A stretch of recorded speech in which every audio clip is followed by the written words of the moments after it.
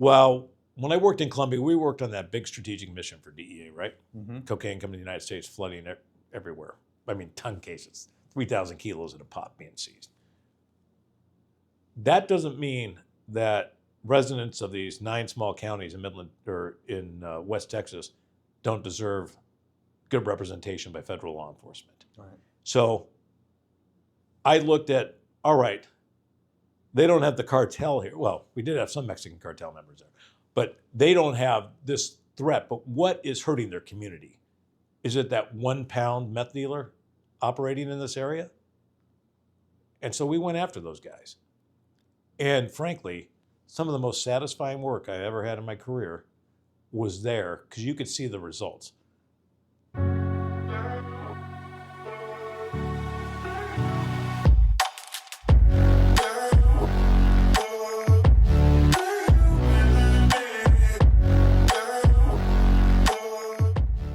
Okay, can you introduce yourself for me, please? Sure. My name is Frank Dante Sorianello, but I've always gone as Dante Sorianello. Okay.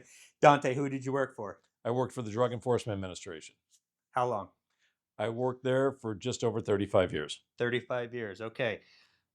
Super interesting career based on our talk prior to us starting recording. So I think this is going to be a very interesting conversation that the audience is going to enjoy. But before we get into that, just like I start with everything else, tell me a little bit about growing up. What kind of kid were you? Tell me a little bit about your family. And was there anything growing up that led you to law enforcement? Sure. Growing up, I consider I had a pretty normal life. I grew up in the suburbs of Los Angeles, California. Attended Catholic grade school growing up and Catholic high school. Kind of a normal life. Participated in sports growing up. Was kind of an average athlete. Kind of came into my own playing football in high school, which led me on to playing football in college later on. But uniquely, my father was in the entertainment business there. So I was able to meet a lot of interesting people. He was primarily an opera singer, but he also made certain films, some TV work, as well as he did some stage work also. And at the time, he was kind of famous in the old show, The Wild Wild West. My dad had a recurring role a few times as President Juarez of Mexico. Oh, wow. So why would they not put an Italian to play the Mexican president? It was the 1960s, right? So, any famous people that you met that I may know or Oh, sure. recognize? One of my dad's best friends was Jose Ferrer, a very famous actor. He won several Oscars. He was of Puerto Rican descent, but they were golfing buddies. And he lived primarily in New York, but when he would come to town, he and my dad were always playing golf together. And a lot of other TV personalities of the time we would meet. I think because of the industry, and my dad played a lot of golf, they would do that. And one of the most impressionable things when I was probably only 6 years old, went with my dad to a golf tournament, and I met Happy Hairston, who was a player on the Lakers back at the time. And he was the biggest man I've ever seen in my life. I don't know how tall he was, 6'6", 6'7", but it was just amazing. Yeah. 'Cause I remember him ducking, going under doorways. So kind of a unique experience to meet different people like that. I don't know why I'm drawing a blank, but the star of Wild Wild West, what was his Robert Conrad. Did you get to meet him? I did, because he actually, he and my dad weren't running buddies or Mhm. anything, but lived in the same general area in the San Fernando Valley, the suburbs of Los Angeles, and I played soccer with his kids in a soccer league. How was he? I was a young kid, Yeah, so just- yeah, I just don't big. know. I thought he was cool because he was James West on Yeah. Wild Wild West, right? Wow, that's interesting. So, how about your mom? What'd she do? My mom initially was a homemaker, and then she went back to work and worked as a financial manager for the LA School District, Okay.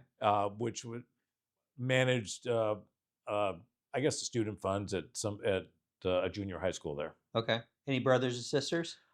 I had a younger brother who unfortunately passed away, and I have 2 older half brothers. Okay. And you were saying one of your half brothers was actually a police officer. Yes, he was actually kind of my hero growing up.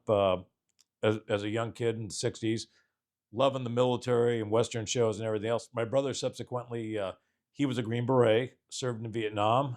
Um, Fortunately, survived that, but was a very successful soldier. And when he returned to California, he became a police officer with the Santa Monica Police Department. So is it fair to say that he was the reason you went into law enforcement? It had a lot of influence because I thought everything he did was very, very unique, and I looked up to my brother a lot. And being a soldier, being a police officer, it's all very patriotic. Yeah. Always meant a lot to me.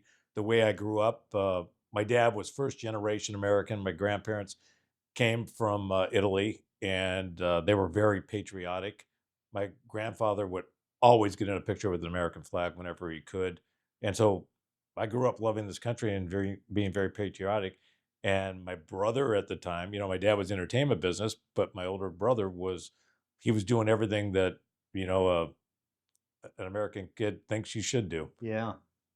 So about what age did you decide, hey, law enforcement is kind of the way that I want to go?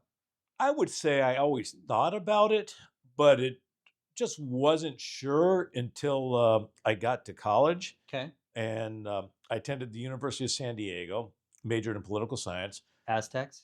No, that's San Diego State. Oh. I was a torero, Torero. Okay. which is the Spanish word for bullfighter. Okay. And I went down there. I was a pretty good football player coming out of high school. It was small school football, but it was a place my dad really wanted me to go to.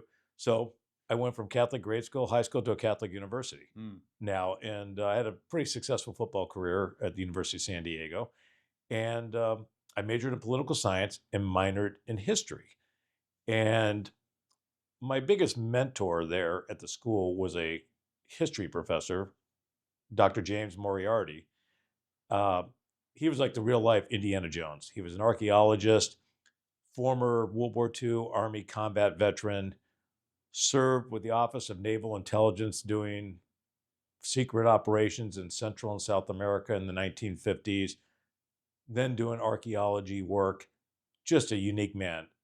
His classes were incredible to attend. And he became somewhat of a mentor of mine. And again, as you're going through college, political science, what are you going to do? Government work, go to law school, all those things were on the table, go in the military.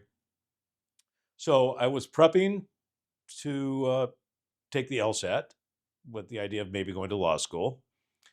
I was also thinking about going to officer candidate school in the military, and to do a little bit of practice interviewing. They had on-campus interviews. So I said, I'm going to do a few of these on-campus interviews. And at the time, I think ATF came on campus, and this outfit called the Drug Enforcement Administration was conducting interviews. So just to get some experience, I went and had some interviews with them. And the DEA interview led to another panel interview, and then to a subsequent job offer, which kind of shocked me. And I was a little perplexed with what I should do. And I spoke with Dr. Moriarty. I said, what do you think? I'm thinking about the military, but this outfit called DEA is offering me a job. And he said, you know what? Give it a shot. Go out there and see that. You can always come back and go to law school. And if you don't like it, you can go to OCS. You're a young guy. And so I accepted the offer to go with DEA. But the funny thing about that was I finished my interview process and they offered me the job and said, hey, you ready to go? And I'm like, well, don't I have to graduate from school yet? They didn't, the interviewing agents didn't realize that.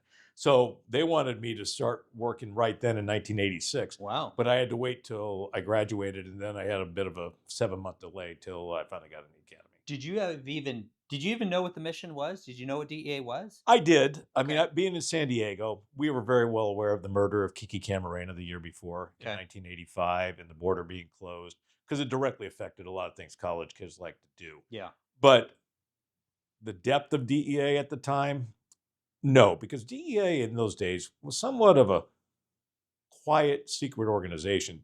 if I don't know if secret's the right word, but they didn't advertise a lot of what they did in a lot of places. Mhm. You heard about them in passing in some of the bigger cases, but you didn't see a lot. So what I knew about a lot of law enforcement as far as narcotics was Miami Vice, because that was the biggest show on TV at the time, Yeah. and everyone loved Miami Vice at the time. So I made the decision that I would give DEA a shot. And I don't think this, my dad always said that. He was not a fan of me doing this. But my great grandfather, who I never knew in Italy, he was a senior member of the Italian Carabinieri, the paramilitary police in Italy, Mm. and who were on horseback and roaming throughout Italy in the late 1800s. So my dad felt it's got to be a historical issue on the Italian side there. What was your dad's trepidation about you joining? I think he wanted me to be more of a professional, Mhm. as far as being in a lawyer or perhaps a doctor or something of that nature. I think parents always want their kids to do different things, Yeah. but everyone finds their own roads. Did he, as your career progressed, did you tell him stories? Did he enjoy what you were doing after he I figured out? didn't tell him in depth stories. He felt I was having a pretty successful career, and I somewhat enjoyed it from what he could tell. But I was never one to come home and tell a lot of stories with. And now, if he was visiting and some friends were over, and they may account a story about something that may have occurred. He was a little shocked by some of the things that might have happened. Yeah. But yeah, he told me several years before he passed away that obviously I had found something that was right, I guess, to use a modern term, in my wheelhouse. Good. Good. Okay. 87. How old are you? 87. I was 22 when I started the DEA Academy. Okay, so 22. Never been in the military, no police experience. I'm pretty sure your experience is probably about the same as mine. How is it? Shock to the system? What's going on with you at 22 when you're at the academy? Oh, I was super excited. I thought it was the greatest thing in the world. I'm here. We're going to work out. We're going to get guns. We're going to do the Lord's work, as they used to say.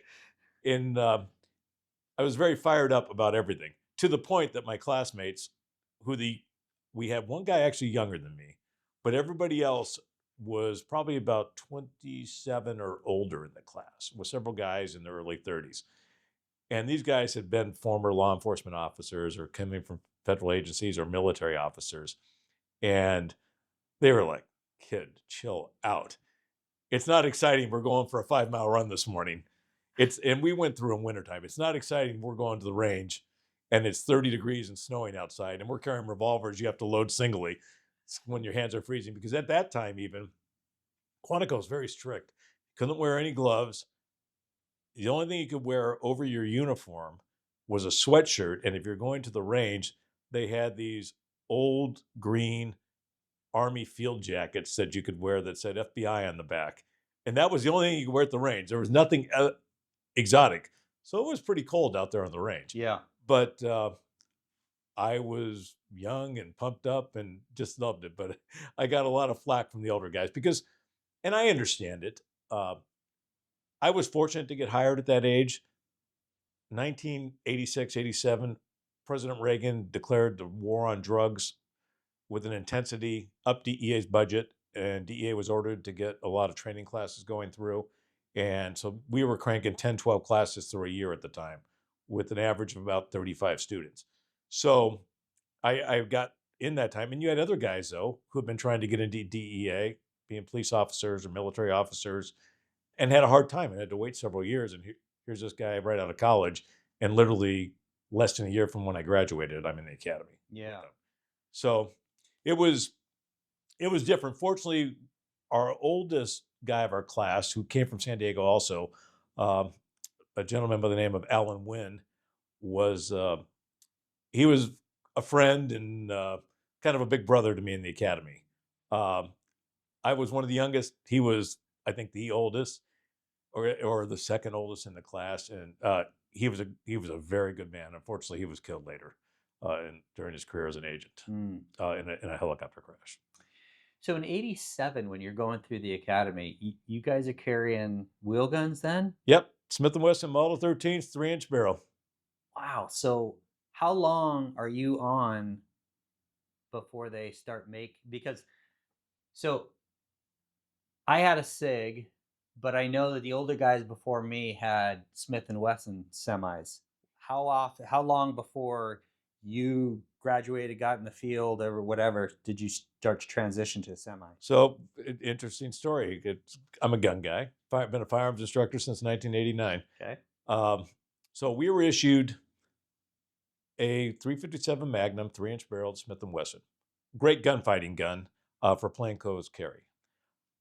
But during this time, DEA was evaluating a lot of different pistols. So while we were in the academy, we as a class, basic agent class 48, we started training with the submachine guns. They had yet to be issued to the field.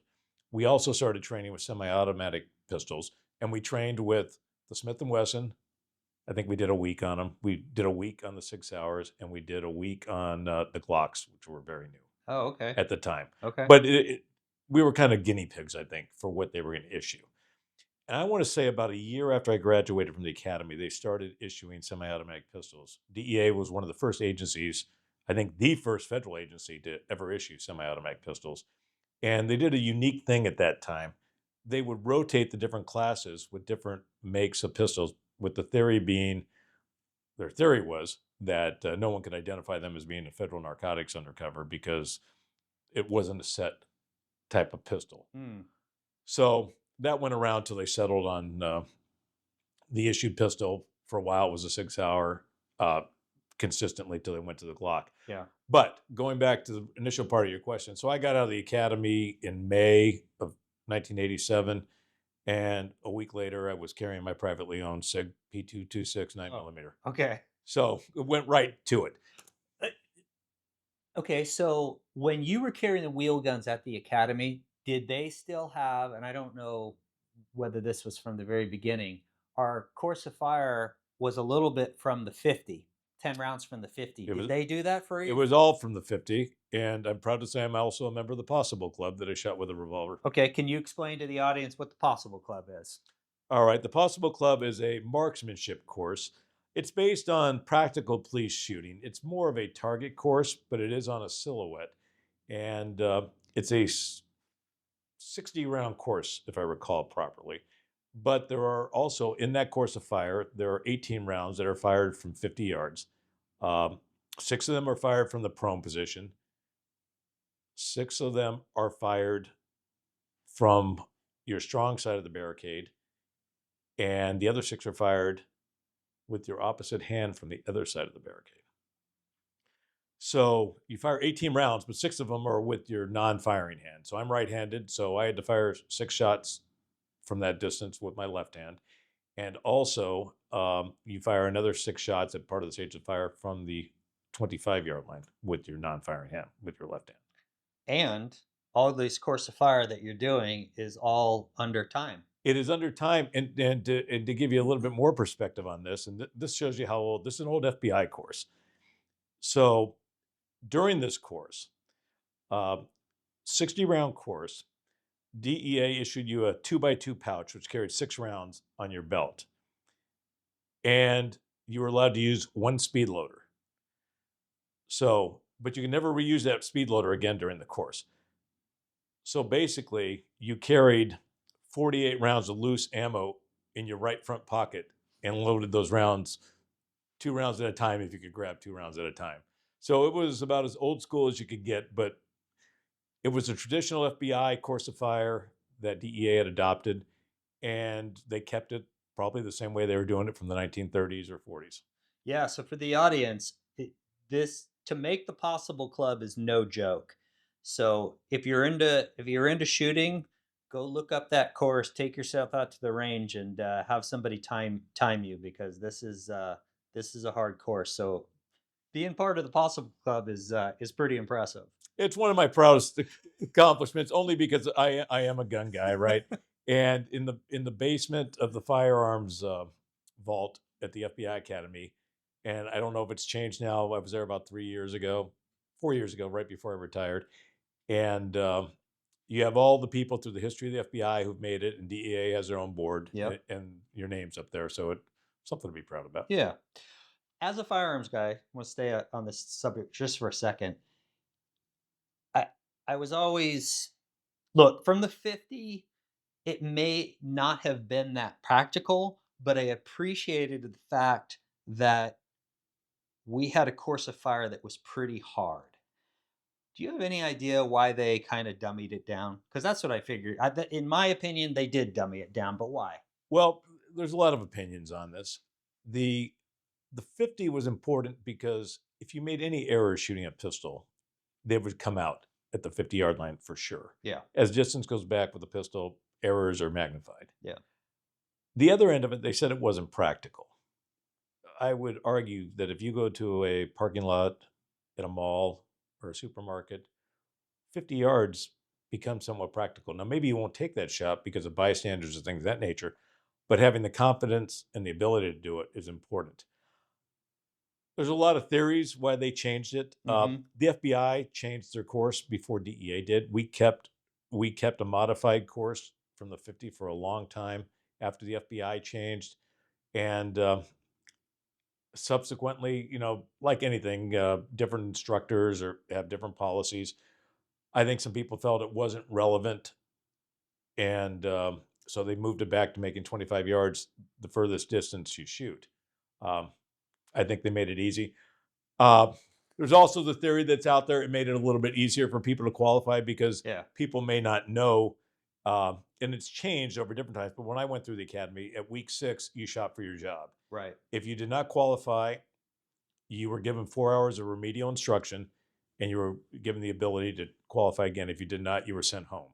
That changed over the years till midway through the academy to the end of the academy. But they found out that was tragic. If somebody went through the academy All right. and didn't qualify at the very end, you just trained somebody, and now you're telling them they can't be an agent. Yeah. So that wasn't a wise idea.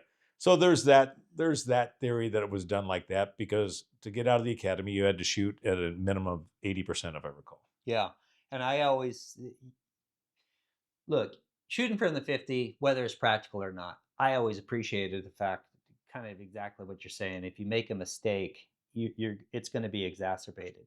But one other thing is, you're a firearms instructor. I'm a firearms instructor. I know this has changed too, and I feel like they've kind of dummied this down. If I'm hearing it right, when you were a firearms instructor, you went back there, and if you didn't qualify, you were sent home, and you had to go through a course of fire that was pretty hard, bullseye, one-handed, Absolutely. and That's changed a little bit now too. yeah, because I understand that not only is it maybe the course of fire has changed a little bit to become a fire instructor, but if you don't pass, then you're like a range helper as opposed to just getting sent home. Do you know, was that true or That I don't know. okay? I don't know that for sure. Okay. So I had just heard that they hadn't. I could see it a way to supplement because it's a numbers game, right? You Yeah, need you need range safety officers, and you need to be able to conduct qualifications in the field. And if you're not getting people through, right. you got to find probably, I guess, a little bit of way around it that has it. Because you can be a range safety officer, maybe not necessarily be an instructor, but ensuring that the line is safe when people are out there. But I'm not sure of the details on that one. Yeah, I just look at it the same way as if you're going to the academy and you're going through the PT and you haven't taken the time to get yourself in shape before then, what are you doing?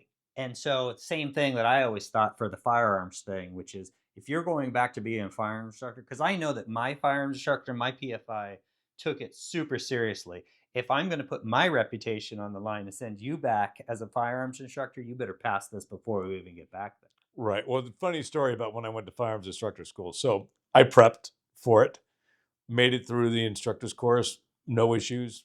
One-handed bullseye course with a revolver, and I chose a revolver because it was a little easier, I Yeah. thought, than the semi-auto to Yeah. do it. But a guy in my course, a real old timer, was going through the course. So when we go out to shoot, he pulls out of his case. He's got a Smith and Wesson. Now, sorry to get technical. Model 52B, which is a bullseye target pistol, chambered in 38 wad cutter, and they were like, "No, it's got to be a service weapon." So then he goes back to his case and pulls out a an end frame, which is a super heavy duty frame Smith and Wesson revolver with about an 8-inch barrel on it. And they're like, it has to be an authorized duty gun with the appropriate barrel length, because that revolver was authorized, but that barrel length was too short. So they finally they got him squared away. But he had it. He was working it all towards, and he had no problems. But Yeah. he was trying to be perfect. Yeah, I figure if you're a super nerd like that and you've got all sorts of guns you brought back, you're gonna do all right anyway. Right. Okay, so you get out of the academy and you at the time, are they how does it work? Are they do you have a wish list? Are they, hey, you can pick for these three areas? Are they just going, Dante, you're going back to X? So I'm sure they don't do this anymore because of the sensitivity training that goes around. But we turned in a wish list of Okay. your 3 top offices you're interested in going to. Now, we had an inside track because our class counselor had a very good friend who was an agent assignments, who said they would try and help out the members of our class because we were such a good class to go where they wanted to go. But when it came to the night that you were going to find out your assignment, and it was about, I'd say, midway through our academy training, we had to wear a coat and tie, go to our classroom, and each one would walk up individually to the front of class, be handed a sealed envelope. And you had to open that envelope in front of your class. Really? So you saw all sorts of reactions, not all of them good, but for the most part, most of the people got what we wanted. Wow. So on my list, if I recall right, um, I I came from San Diego, so I put San Diego on the list. Probably number one, thinking I'd never get it. Mhm. And then I believe I put Phoenix on there and probably Miami because that was where all the action was happening. And I ended up getting San Diego, going back home. In those days, was it common for you to get back to where you had hired on? Very uncommon. I Yeah. think it was because of the connections of our class counselor, because almost everybody in our class got what they wanted. Interesting. Interesting. So Okay. it was a very, I don't know what you call it, but it was a very rudimentary, simple process. Okay, so you head back to San Diego. What group were you assigned to then? So I was in the academy.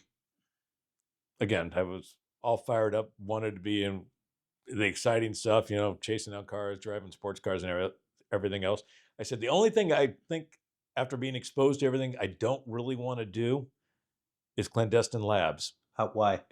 because the dangers associated with it. Hmm. This was in the early days when people were really learning about protective measures and things of that nature. And as we went through our basic training at DEA, it was like, well, everything you go in a lab is going to kill you. The gases are going to kill you. The acids are going to eat you up. This is going to happen. So I got reassigned to San Diego to the clandestine lab group.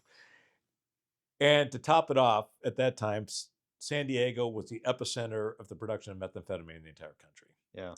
My first year we were there, the Clan Lab group and the task force combined, there was over 180 labs seized at that time. The Clan Lab groups were more long-term investigative ones, where the task force were a lot of responses. But on one hand, it was the epicenter. This is where the labs were, and these were not mom and pop labs. These were big cookers. The smallest lab you ever found was cooking 20 pounds of meth at Yeah. a time. Yeah. I mean, and you have many, many biggers. One of the first labs I ever went into had 750-liter flasks going at once, and that's a super lab. You only see those things in Mexico now. What was the typical method that you were seeing back then? It was the ephedrine reduction method. Okay.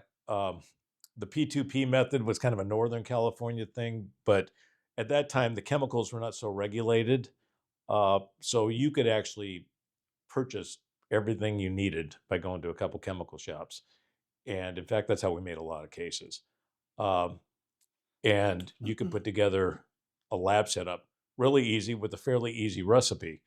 And one of the standard methods we would use when we didn't have something pending was we would sit on these chemical distributor shops and we would watch people go in.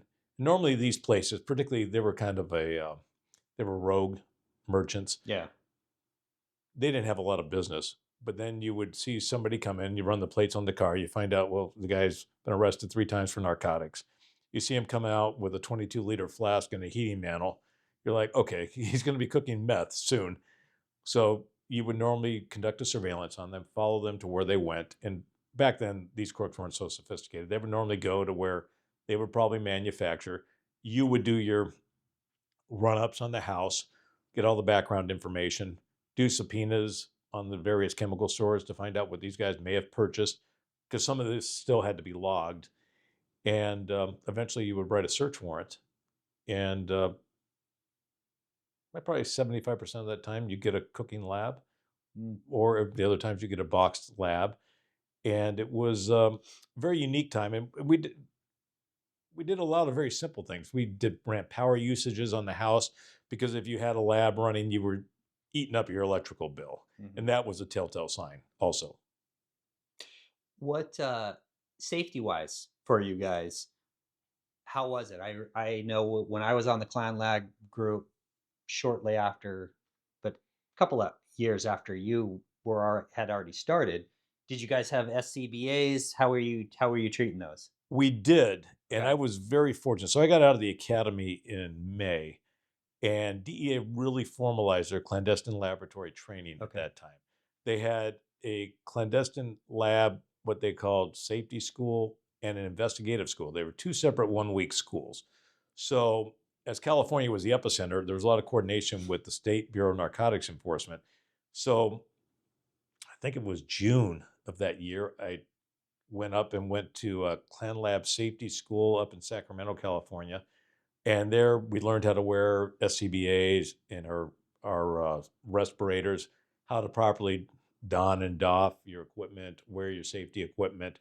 But no one had this equipment. We were all buying it. It wasn't centric to DEA. The divisions were buying it on their own. Oh, okay. And then a month later, I went to San Francisco to go to Clan Lab Investigation School, because it's very specialized. And so the same thing, but it was a growing process.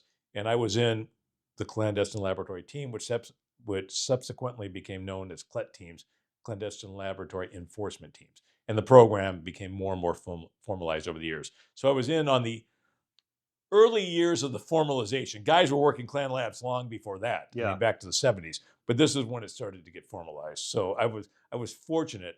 But a funny story aside to that. So that summer, I made my first criminal case. It was Clan Lab investigation. We wrote a search warrant, did all night, all day surveillance on a rural location. The guy we were looking at, I still remember his name, it was Doug Fisher. He had a violent background. So it was determined by the senior agents and management in the group, we should use the sheriff's SWAT team to hit this place. It's rural, guy could be violent. So I'm all excited for my first case, getting this search warrant, and don't even get to do the raid. But so we do the raid, and we don't have a cooking lab at the time, but he's got lab equipment everywhere, contaminated stuff everywhere, and so I'm like, okay, Clan Lab, we got to put on the safety equipment and everything. I'm with the old time chemist, one of the best chemists ever, Harry Skinner from San Diego, from the Southwest Lab, and so I'm like, okay, we got to go into it wasn't a Connex box, but some sort of storage shed. And it's just fumes are everywhere. And I'm like, all right, Harry, we got to put this gear on. He's like, nah, he puts on an army fatigue coat and, and his gloves and goes in. I'm like, well, I'm wearing a face. I just went to this training. I need to do this. Yeah. And it was a growing time, because at the same time at the San Diego division out back, we had a Connex box. And we had an old agent in our group. He was in his 50s at that time. He had come on in the 50s as an IRS agent, Martin Middleman. And the guy was a genius, great investigator.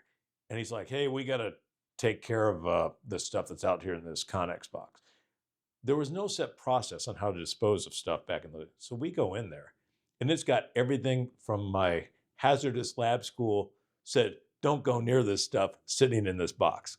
Contaminated glassware, chemicals, everything. And we had to figure out how to get rid of this. That's a long story in and of itself, but it was like, I think I had too much knowledge at that time. Like, we should not be in here right now. So Back in the day when you were doing that, did they start from the very beginning with you in terms of every year you got a physical? yes, Okay. when we started that program, we Yeah. did. It was every year you got a physical, so they established baselines to see if you had any health issues. And a big part of that physical, I mean, until when I retired, we were still doing the same thing. Yeah. They wanted to make sure that you could wear the proper protective breathing apparatus, that your lung capacity was good and you were in good enough shape. Yeah. Because there's a level, I guess you can hurt yourself if your lung capacity is not that good. Can you talk about that triple neck scientific case? Sure, I our group and we won the administrators award for this. I was not the case agent on the case, but I was a member of the team that participated. We ran a storefront operation in San Diego. There was a chemical store called Triple Neck Scientific. Well, the owner was an informant of ours. Rules were pretty loose in those days because the chemicals were all legal that people could buy, but he was cooperating with us, and we actually installed a California Bureau of Narcotics Enforcement agent in as an undercover, also working there. His name's Chuck. Great guy, older guy. He was pushing 60 probably at the time, but he looked like a biker. And we had the store wired for sound, wired for film. They could properly or legally sell the chemicals in the glassware for clandestine labs at the time. And so people would come in. We know what they're shopping for. We'd identify these people, gather the intelligence on them. They'd buy the stuff, and subsequently we would be raiding them and getting their labs. And we built up great cases. I don't the exact number. I think in that case, over the couple of years we ran it, we seized 25 or 30 meth labs, arrested over 130 people in that investigation, Hmm. and I don't know how many hundreds of firearms we seized in that case. Wow. Because with the meth cookers, the meth users, firearms with their paranoia was a very common occurrence. Yeah. So were they pretty violent back in the day? They were. Okay. They were. We had several shootings in the group, and the office had another group had several shootings, normally revolving around methamphetamine. But I grew to like being in the Clan Lab group, and it was exciting times for a young guy. Okay. So while you're in San Diego, I don't know if they started it or was already there, but you decided you were going to go to Snowcap. Yes, Tell the audience what Snowcap is. Snowcap was a DEA specialized paramilitary program that was developed in, I think, late 1986, early 1987, in which agents would be specially trained in military small unit tactics to go and work with our host country counterparts in a drug suppression program targeting the production and transportation of cocaine at its source. So it was a very young program and continued to evolve over the years. But basically, you had special agents who were selected, screened, and trained up to execute that mission. It was an interesting time because, of course, as a brand new agent, and I saw that young guy, I wanted to get in that right away. And they were like, "Wait, you need to kind of go to the field for a little bit before we're going to let you into a program like that." And so I volunteered for it in the spring of 1988. I had been on the job for just over a year, and I was accepted into the program, and I went off to training. Now, it was very controversial in those days. A lot of people within DEA did not like Snowcap. It was considered DEA is an investigator's job. We shouldn't be doing this type of mission. A lot of the old school guys, or frankly, some people who may have wanted to do it but couldn't do it, were very much anti. So there was a lot of bias towards people who volunteered.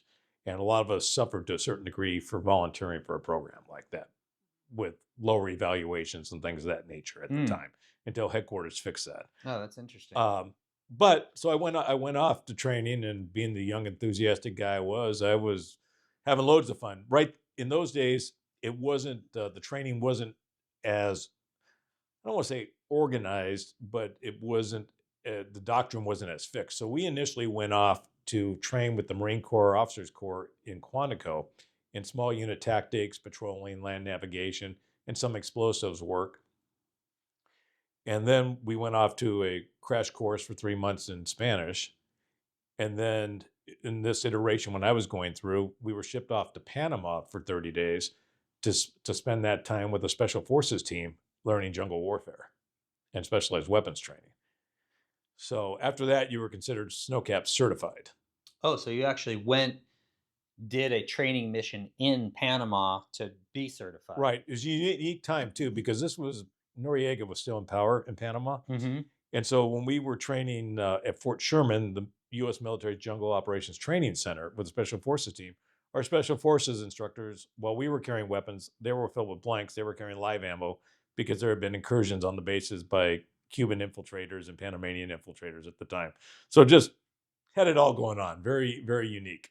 Later on, do you know, did they make that? So you were training with Marines, but I thought Well, Marines and Special Forces. okay, but I thought it was like a modified Ranger course later on. That's correct. That evolved in 1991, I believe, 91 or 92, because I subsequently became a snowcap assessor and instructor for some of that Oh, also. okay. Okay.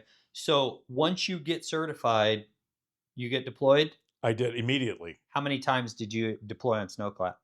From 1988 to 1993, I made 5 trips. Okay. Where'd you go?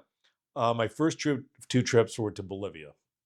Bolivia at the time was the largest coca producing area till it moved to Peru at the time. So I did 2 trips in the Chapare region of Bolivia. And it was and again, these were the early days of snowcap. Yeah. We became much better at it. In those days, it was almost kind of a World War II drop you off with helicopters, and then we'll see you in 3 months and get you back. It was different. Wow. I came back from that first trip 30 pounds lighter than I went down, and the lightest I've been since probably my sophomore year in high school. Wow. Just because we weren't eating well. Mm-hmm. The jungle was taking its toll on a lot of things. So you did Bolivia. Where were the other places? You went? After Bolivia, 1990, I went to Peru. Okay. And then I took a couple years off because Snowcap had a commitment. They wanted you to do 3 trips. Mm-hmm. I was still very much into the program, but I took a couple years off because I also was working for the San Diego division, and I wanted to stay in somewhat good graces with management. Right. And I wanted to show that I could be a regular criminal investigator too. So for 2 years, I did not do a snowcap trip. I stayed on the active roles. And then in 92, I came back and I was an assessor at, now it had been formalized and they had the modified ranger school. So now there's in Fort Benning. So I went back. I did a team leaders course they had for advanced snowcap agents, more patrolling, more weapons training, and things of that nature. And then was an assessor for the classes going through. And then in 1992, I did another trip to Bolivia. And then in 1993, I did another trip to Peru. So on any of your tours, did you get to blow up cocaine labs and do whatever you were doing to airfields? What'd you end up doing? Everything. Um, probably participated in the destruction and of several hundred cocaine laboratories. Dozens of airfields blown up. Mm. It was a different time, different era. Yeah. We were very fortunate. We never lost a DEA special agent to combat there, Mm-hmm. but there were a lot of gunfights that occurred in those days. And no one really paid attention to it. I guess it was before the end of social media. Things were reported up and it was just kind of the expected thing. Maybe you can talk a little bit about this. To me, it would seem like, especially with what you're saying, it would be a pretty successful program. But DEA is very reactionary. And it was my understanding that although it was successful, the reason why they stopped it was basically at a plane crash or helicopter crash, and we had some agents get killed, and they were like, okay, that's it, right? But from your standpoint of being down there, did you think you were doing, you know, if you're blowing up that many cocaine labs, did you think you were making an impact? I think we were. Now, airstrips are rebuilt, labs are relocated, Right, but you're keeping the pressure on the traffickers at the source. right. That's tough. And your effect is magnified as opposed to taking off small drug dealers here. When you take off the production facilities for really not a high cost at the time. Yeah. Um, again, we were very fortunate. We never lost anybody in gunfights. Yes. Everyone we lost were in airplane Yeah. crashes, and which is very unfortunate. We had some people wounded in some gun battles. I mean, there was, I think the coming of age for me in DEA, my maturity was 1990, April 1990, Santa Lucia, Peru. We were attacked by the Sendero Luminoso guerrillas, and we engaged in on and off 2 days of firefights with these guys. We were running strike missions out of helicopters, um, chasing them, working in patrols with the Peruvian counterparts to help them secure villages because we kind of had to. Um, just a little blip in the newspapers before the days of social media. But back to your original question, Mm-hmm. that was really kind of a maturing time for me within DEA. Yeah. Uh, the I thought it was very effective, and the plane crash in 1994. I knew everybody who was killed in that plane. Mm-hmm. That was the catalyst, but the iron had already, I don't know if the right way to say it, had already been set that they wanted to end that program. They were going into a phase that they were going to have the in-country people. We were going to beef up the in-country offices, train those agents in those in-country offices to conduct the same type of missions to eliminate the TDY group because it was becoming kind of like a specialized force within DEA. Yeah. Yeah. Uh, and so there was a long-term plan, 1, 2 years. I don't know. I wasn't in those senior circles of DEA at the time. But when the aircraft went down, which was tragic, they said, okay, that's it. We're done. Yeah. And we are shifting to the next phase of this. Unfortunately, for that, once you have missions like that being run by in-country people, Mhm. it's all different. People are different, but sometimes you get a level of comfort too when you're living in a place and say, God, my apartment in Lima is nice, and I don't know if I want to go out to Santa Lucia for the next 90 days Right. and be living in a tent or a pretty austere location Yeah. and doing those missions.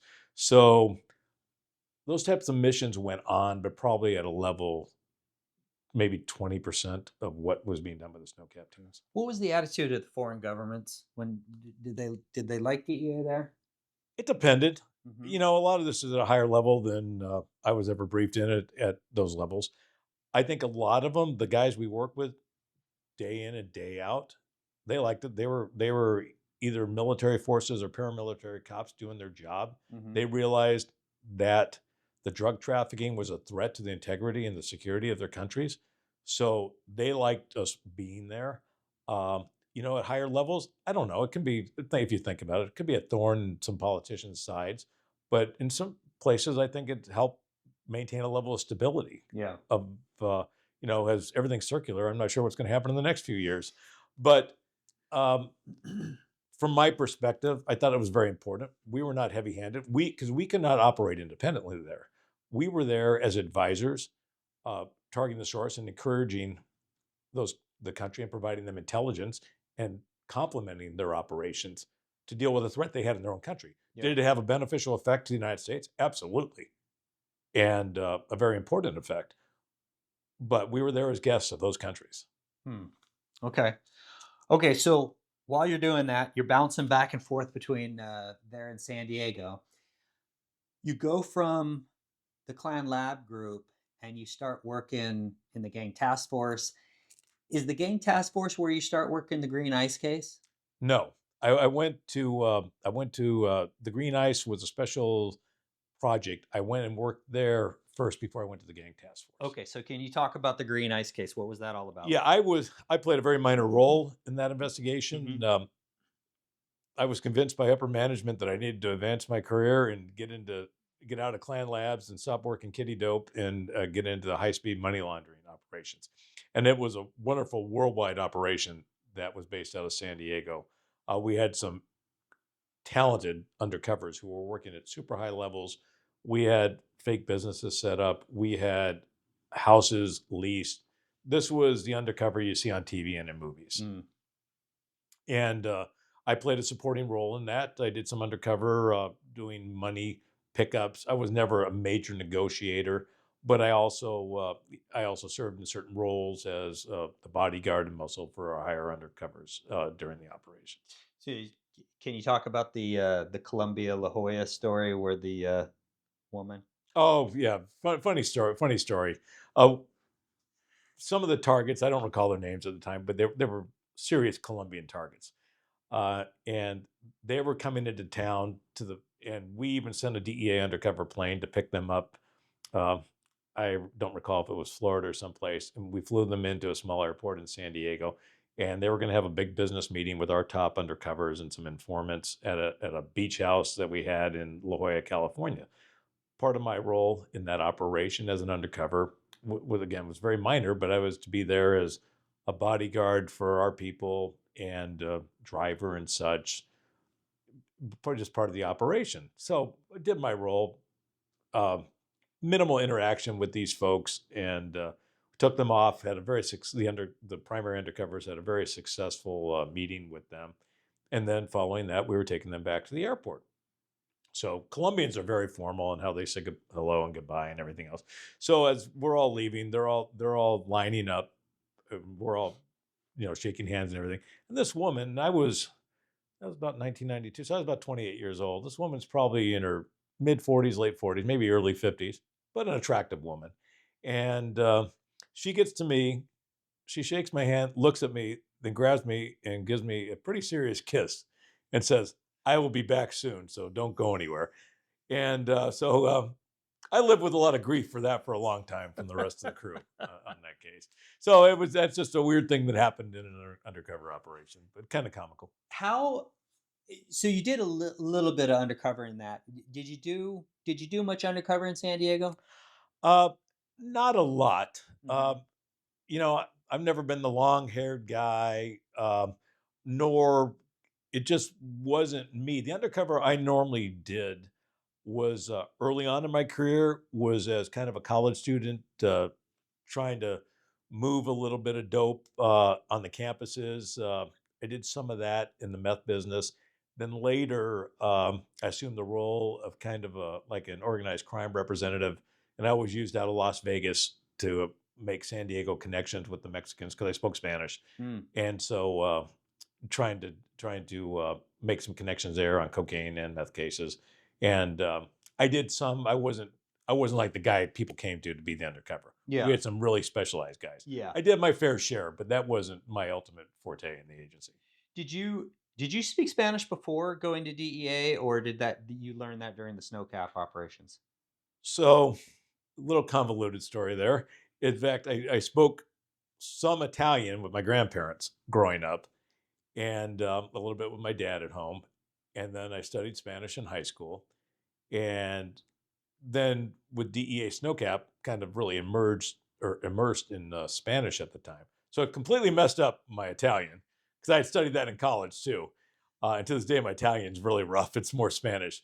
And so, but I went to Spanish like fish to water. So it went really quick and became very good at it. Oh, okay. Yeah, and I'm sure it benefited you through your entire career. Oh yeah, because I've received additional language training again in later assignments, and I speak it fairly well. Wow. Okay, so you end up going to the gang task force.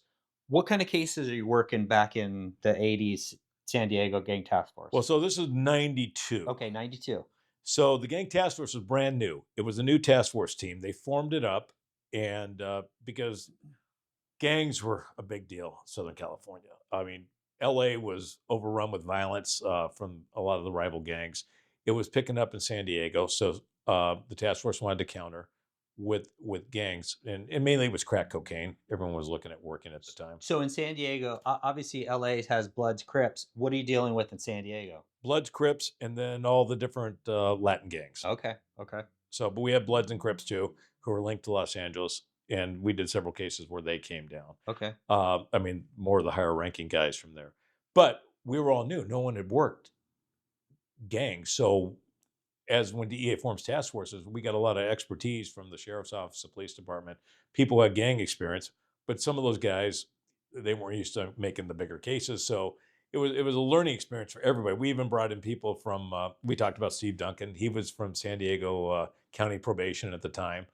He came in, and we had some other officers from smaller PDs, and we kind of felt our way along. I mean, making a criminal case is making a criminal case, but working gangs has its own little expertise that goes with it. Right. So learned a lot about monikers, learned a lot about tattoos. So it's a lot of images I can't ever get out of my mind now. But it was very unique. And, part of one of the gangs we worked significantly was the Mexican Mafia, which was a really serious group at the time there. I mean, they were very violent, killing a lot of people. Uh, Were they? I mean, you were having a problem with violence and murders in San Diego with these yes, gangs. Okay. yes. I mean, it wasn't isolated San Diego. LA was overrun. Yeah. Yeah. And I mean, that's why a lot of legislation changed in those days with firearms and the crack cocaine laws, because the murder rate across the country was out of control. Yeah. Huh. Wow. Okay. So at some point, tell me what the process is here. You must be having a good time working the cases, but you decide you want to promote. Right. Well, after the gang task force, I rotated back to the clandestine lab group Okay. and did another few years in the lab group, and had a great time working with good people, making a lot of great cases. But at that point, I'd been in San Diego for 11 years, or about 10 years, Mm-hmm. and kind of done all I could do. I love San Diego, went to college there. Yeah. Uh, but it was kind of time to move on. And I think everybody reaches this point sometime in their career where you kind of want to have your own group, because having gone through good supervisors, bad supervisors, you're like, maybe I can make my own imprint on the world too, because I had worked for some people I consider the best supervisors in the world. Right. And those are people I wanted to emulate Yeah. and see if I could bring that. And so I said, I'm going to take a shot at this promotion business. Are, And are you are you married by this time? I am Okay. at this point. Okay. So, and I'll ask you this at the end of the interview, but how long had you been on the job before you got married? I had been on the job 7 years. Okay, so 7 years you get married. But Okay. we had dated for probably 4.5 of those years. That's a whole nother story in and of itself. So I Okay. met my wife at the FBI Academy. Oh, you did. Yeah.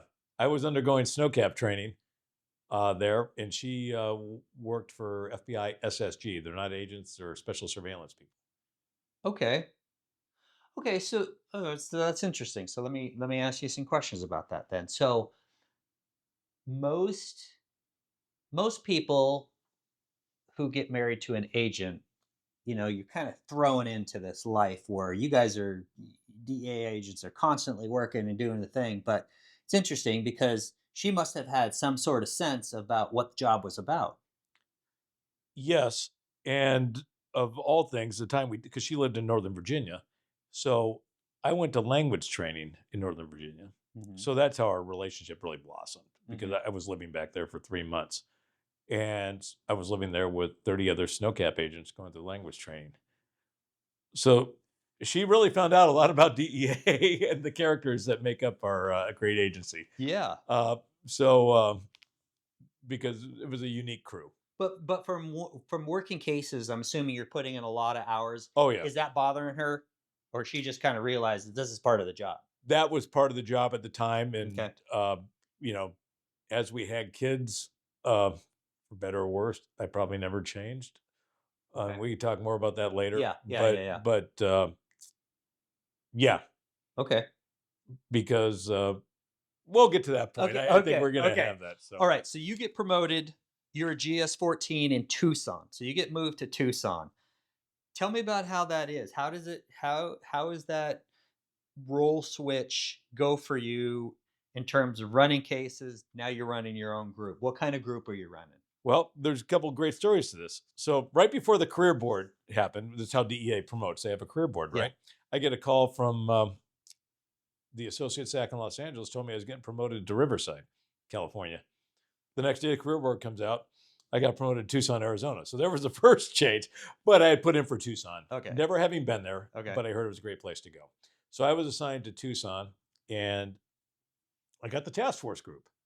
there in Tucson. Tucson was a mid-size office. It was what we call a resident office, not a division office. Mm-hmm. I'm no, I'm sorry. It was a district office. It was a district How office many guys you got at that point? in my group. Or Yeah, in your group. in my group, I had about 15. Okay, it's a decent sized group. Oh yeah, Yeah. just only a handful of special agents. I think I had 5 special agents at the time. Okay. The rest were state and local officers and some other federal agents. Okay. But Tucson was a district office, so it's a little bit smaller than a division office. And I got the task force. So I hadn't changed. Okay, I'm still a young guy. I get to Tucson and I'm not. Let's see, that was '98. So I'm 34 years old Okay. at the time. Okay. They're still hiring guys older than me in DEA. And I've got a very senior group, other than a couple of young new agents that are in my group. Okay. So I come in the way I've always been, full of enthusiasm. Let's go, team, go. And all the other supervisors in Tucson at that time were very smart guys, but very senior guys. Senior, a little bit older. I mean, pushing retirement guys. Yeah. And they were like, whoa, guy, you need to just slow it down. You can't be that way. And I'm like, no, I've worked for some good guys. This is the way I think it should be. And, I've got my ideas on this. I don't think it's been wrong, but it was very discouraged. I got pulled in by an acting ASAC saying, hey, buddy, this is the Wild West here in Tucson. And he was from the East Coast of all places, like Boston or someplace. He's like, this is the Wild West, a little crazy here. You can't be so enthusiastic. You need to really What sit didn't back they and look like? at it. What didn't they like? I think it was just I was a go, go, go guy. Okay. And I wasn't argumentative, but like, look, I just came out of a pretty high speed group where we worked white bikers. We worked the initial starts of the Mexican traffickers and methamphetamine. We saw this whole thing develop. We've been in shootings. We haven't done anything wrong. We're very successful. And I think this is the way we should go. Yeah. And so there was a little pushback on that. Even when I went out to supervisor school, they were like, man, I don't know. You're a little too. And it wasn't like I had any bright new ideas. I just felt that we should try and find the way we could do it, not the way we couldn't do it, if that makes sense to you. Yeah. I used to love, and I had it on my desk as an ASAC, Ronald Reagan's old saying of, it can be done. I don't want to hear why it can't be done. Let's find a way to make it happen.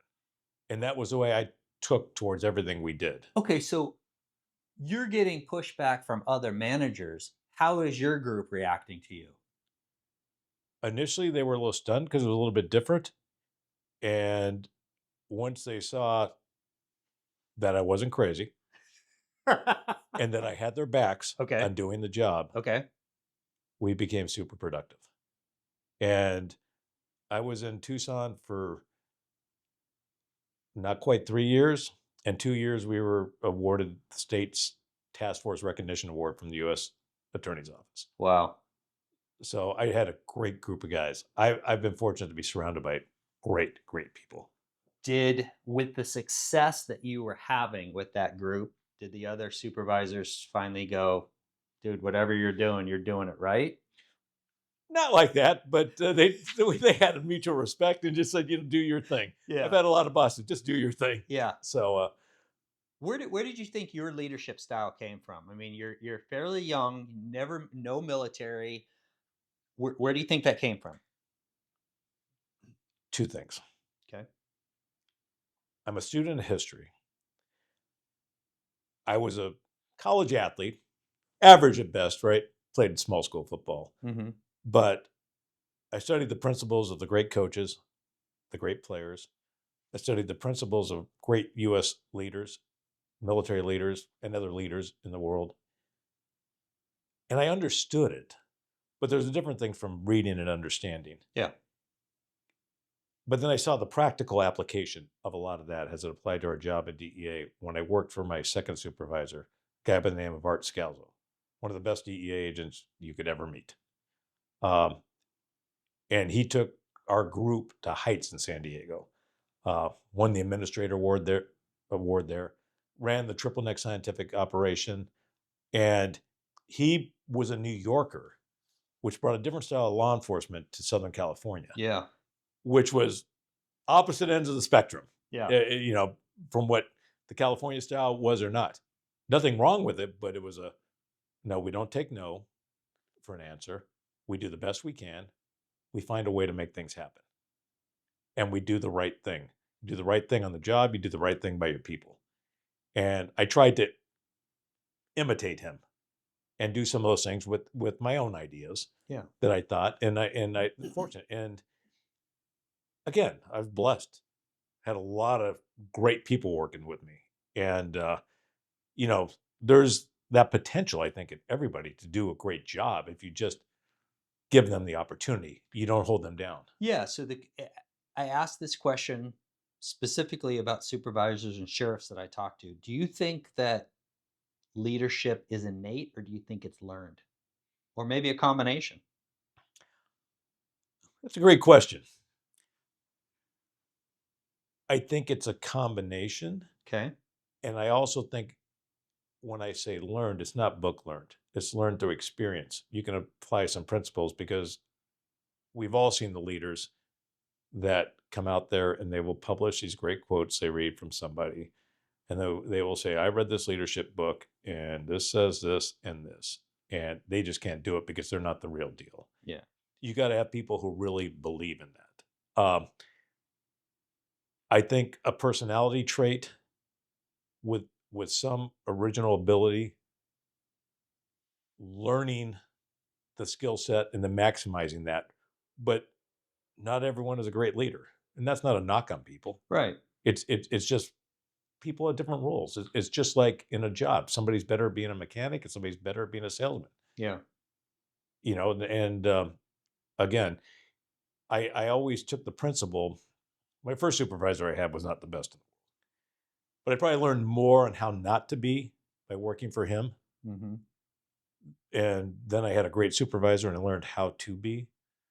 And you take that experience and you apply it, and we all are our own individuals, right? Personality wise, you don't copy. I mean, maybe some people do. I don't copy people. I mean, because I think people would say they don't like my style or certain things in my style, and that's Mhm. okay. Yeah. I mean, but what you should do if you want to grow and be good in this type of job is take the best from the people that you can, and if Right. you can utilize it, utilize it Yeah. and become the best that you can be. Yeah.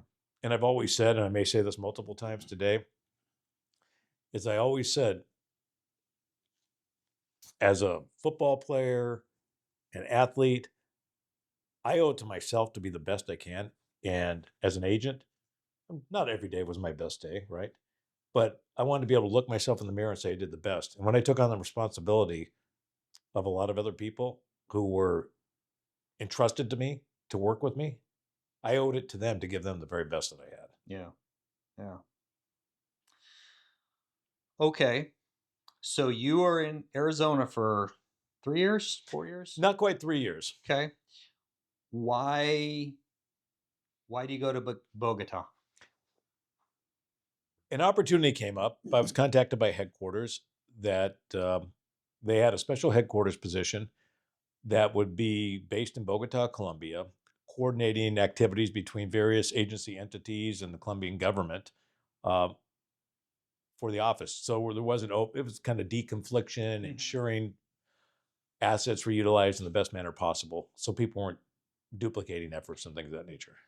Was it because somebody knew you at headquarters? How did you get picked for that spot? I knew the job existed because Okay. it was a quiet job, and I had been called about it a few years prior, Okay. but told I was probably the second best guy for it because somebody else had a friend they wanted for the job. Okay. Um, and I knew these jobs only were in a few different embassies that we had, and at the time I saw that vacancy coming up again Okay. for Bogota. I'd never served in Colombia, and I thought, well, let's give it a try. It was a 2 year tour of duty.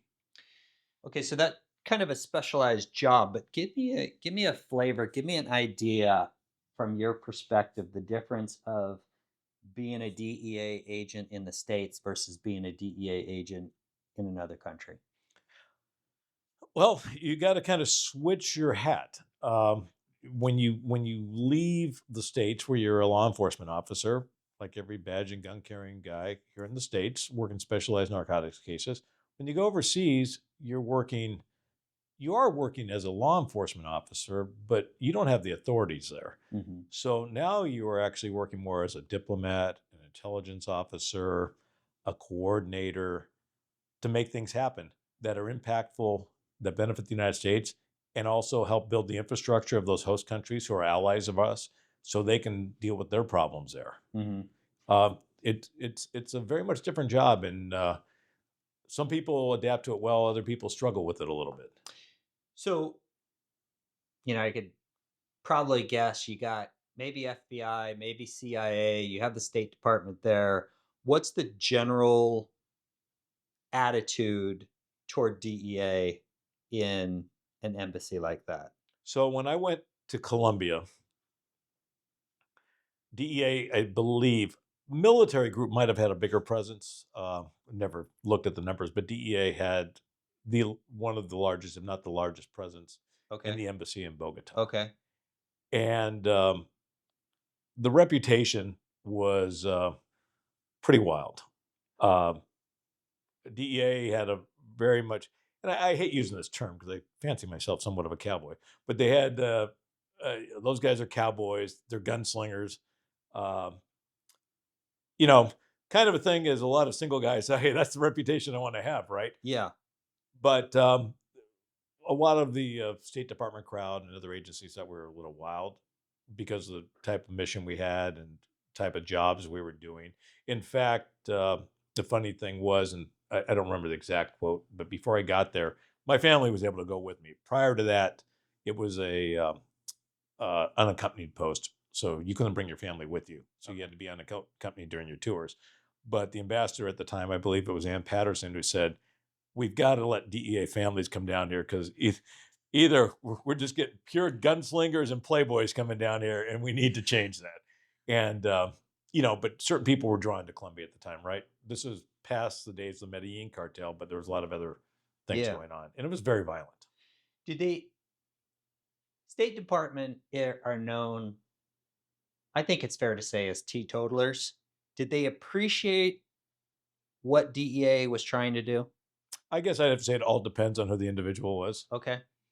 You could see some that resented us and some that loved us. So I think it depends on the individual. Okay. It depends on the individual. I would never blanket any agency like that. Okay. So So in 2004, are you still in Colombia? I am in Colombia. Okay. So I've been there for 2.5 years. okay, so you're there for 2.5 years, And but actually, just a strange note, yeah, I was being transferred to Colombia on 9/11, and I was in Washington, D.C. when all of that occurred. really. Yes, staying right across the highway from the Pentagon at the time.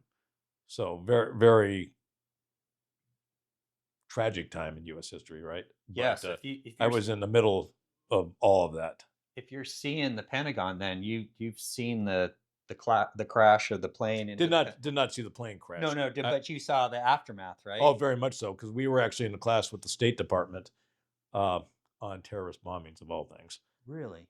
When the planes hit New York and then hit the Pentagon, and it was a very spooky and unique feeling because I was there with about 15 other agents going to various places. It was a foreign orientation program we were going through, Hmm. and when you're outside and the only planes flying over Washington D.C. are fighter jets, and none of your cell phones work, and they were still evacuating people from the Pentagon by everything because nothing had ever happened. The bars were literally empty. People had went into the bars in the hotels and drunk everything. I think they were just giving away booze at the time.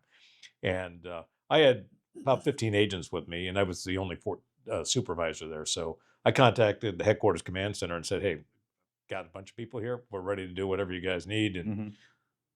I think they were a little shell shocked too, and we were never called upon to do anything. Wow. But so we hung out in our hotel rooms until that delayed our transfers overseas. We went back to our home offices for a couple of weeks, and then were subsequently Interesting. transferred. Interesting. Okay.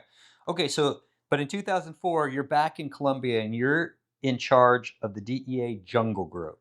Correct. Okay. So, what do you do? What are you doing in that So the group? Jungle Group was a group that they had that worked the cocaine manufacturing cases. being done by various criminal organizations. So it's almost like you're back home doing snowcap stuff. In a way, it was. We worked initially directly with the Colombian National Police. We would go out on operations, conducting raids on drug labs at the time in various areas, and also carried our own investigations into some various trafficking groups at the time. Okay. Now, when I got there, I had the benefit of having been in Colombia for 2.5 years, seeing a lot of interacting with a lot of other Colombian agencies out there. And what I noticed at the time was that the Revolutionary Armed Forces of Colombia, also known as the FARC, a terrorist organization that was engaged in pretty much a civil war with the Colombian government, was actually heavily involved in drug trafficking. And at the time, I went to my bosses about that. They go, "Yeah, we know the FARC's doing something, but it's individual stuff." And I said, "No, I am seeing a lot of stuff over at the Colombian Department of Defense and everything else that they are running the drug trafficking in Colombia, bigger than the paramilitaries, bigger than all these other guys. They filled the void after the Cali cartel left and Medellin was gone. They took up the bulk of the drug trafficking." And I got a little bit of pushback from DEA on that, saying, "No, that's if they are, that's complicated. That's a whole different realm. We don't want to get into it." The thing of it is I had made a lot of contacts over at the Colombian side, particularly with the military and Department of Defense. I knew the evidence was there. Yeah. So I had been in the jungle group at the time as a supervisor for perhaps a month, and a couple of attorneys from the Southern District of New York were down on another case. And I said, "Hey guys, let me run something by you." It was Eric Snyder and Neil Borofsky, two great attorneys. I said, "This is out there. Everyone's telling me this is impossible. It's like declaring war on a terrorist organization, that we shouldn't even look at this. What do you guys think?" They were like, "This is interesting. Let me go talk to our boss at the OCDF section in the Southern District of New York." Their boss was a guy by the name of Rich Sullivan at the time. Rich is now a federal judge. He's a brilliant man. They came back and said, "This is interesting. We're really interested. We're going to come down for a couple-week TDY and let's meet some of these Colombians and see what they got." So I introduced them to the people I knew, and they were like, "Oh my God." Basically, and it wasn't propaganda at the time because it was all backed up by the Colombians. Mm-hmm. At that time, 90% of the cocaine being imported in the United States was coming from Colombia because the shift in the area. Yeah. The FARC at the time controlled 70% of the countryside where the cocaine was being produced and grown. So mathematically, we figured out about 60% of all the cocaine in the United States was being handled by the FARC, manufactured, transported, or whatnot at the time. And there was other evidence that we found that indicated that the FARC leadership had conspired with a systematic plan to take over the cocaine industry and bring it to the United States to cause harm to the United States, as well as financing the war against the government of Colombia. So with all that, they said, "Full bore ahead, let's go with this." So basically, I reorganized my group. The jungle group became the narco-terrorism group. And I took down the walls, and we weren't only working with the Colombian National Police now, we were working with the Colombian Army and the Colombian Navy and the Colombian Intelligence Services for gathering evidence. These were doors that were never open to DEA before because of historical animosity, corruption problems, things of that nature. But they saw the benefit, and Colombia had a new president in Alvaro Uribe at the time, and who was very pro-American and was very anti-FARC. So with that, we were able to we came up with a plan, and we put demands on the Colombian authorities that, like, if you want us to go forward with this, we need this, this, and this on how we are going to make that case. And basically, we used 4 pillars to make that investigation. We had to have the most secret of Colombia stuff, their clandestine or their radio communication intercepts that they had in the FARC. They gave us access to that. They gave us access to lots of seized documents that they had. We had to go read through them because they didn't handle them like criminal evidence, right? Of documentation they had seized. We were also able to link cocaine because they put signatures, they called them marquillas, on the kilos down there. Stuff that was produced in FARC labs, seized in New York, Philadelphia, other places in the States. And then ultimately, they gave us access to one of their most sensitive programs also. It was called the Reinsertado program. FARC defectors had the ability to leave the FARC, be reintegrated into Colombian society with the government. It was a whole PSYOPs plan, I guess. But they also, part of that was they had to be fully debriefed on what their activities were. Wow. So we set up teams of my guys. I had TDY agents from New York, TDY agents from other places to complement my group, and attorneys were there around the clock from the Southern District of New York to interview these people. And we've basically built a case against the top 50 leaders of the FARC, their complete command structure, and other significant leaders, which ultimately resulted in the indictment of the top 50 leaders of the FARC. While at the same time, we were running operations against them. You could, National Geographic did a special on this. We could spend hours on this alone. Even we thwarted an attempt of one of the FARC defectors to try and kill one of our U.S. attorneys and a couple of my agents. She was supposed to bring a hand grenade in Colombia. In Colombia, she was supposed to bring a hand grenade to a meeting with them and basically toss it in the room and run out of the room. And she basically had developed a level of respect and liking for them. She couldn't go through with it.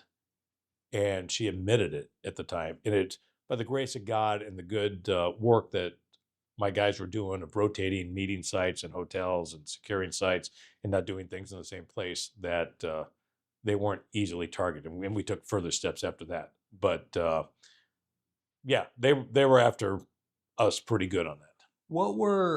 So the FARC they were really integral in the part of the cocaine. What were they doing with the profits? Supporting their war effort for the most part. And what we found out is they initially got involved in the cocaine trade as kind of a means to the end to buy weapons, support the war against Colombia. Okay. And we showed during this time, as things got better for the FARC, making more and more money, they grew from several thousand to, when I was there, to 18,000 people in their organization fighting the government of Colombia. But through our witness interviews, through our documentation, through radio intercepts, we also showed that they had a plan to target the United States, and they had lost a lot of that ideology of supporting their revolution to self-enrichment for the leadership of the FARC. The regular FARC soldier wasn't living high. He was living in the jungle. But these leaders were traveling to Cuba, living in Venezuela, living very well with a lot of money banked in multiple countries throughout the world. At the time when the indictment became public, another interesting story to the fact that the Attorney General of the United States at the time, Alberto Garcia, declared it as the largest drug case ever done by the United States against a foreign entity. These 50 indictments, I think it was a $25 or $50 million judgment against them. And it was done out of the Southern District of New York.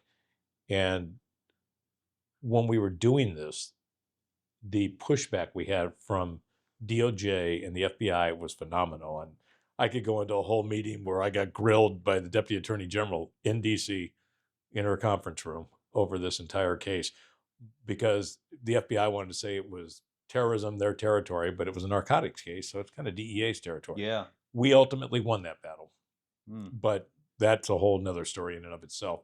But it was an extremely large case, and arguably started leading to the breakdown of the FARC and led to the peace process a number of years later with them, because with the arrest warrants we had for the top 50 leaders of the FARC and the Colombian military campaign, the pressure was really on, and their military strength was significantly reduced. Out of those 50, I believe about 30 were captured or killed. Some were extradited to the United States. And ultimately, the FARC went to the peace table Wow. and were pushed. And arguably, this investigation and the work that was done by DEA and our Colombian partners led to that. And a lot of this was, it's a great success out of the Bush administration that's way overshadowed because what else was going on during this time? Right. War in Afghanistan, war in Iraq, Yeah. right?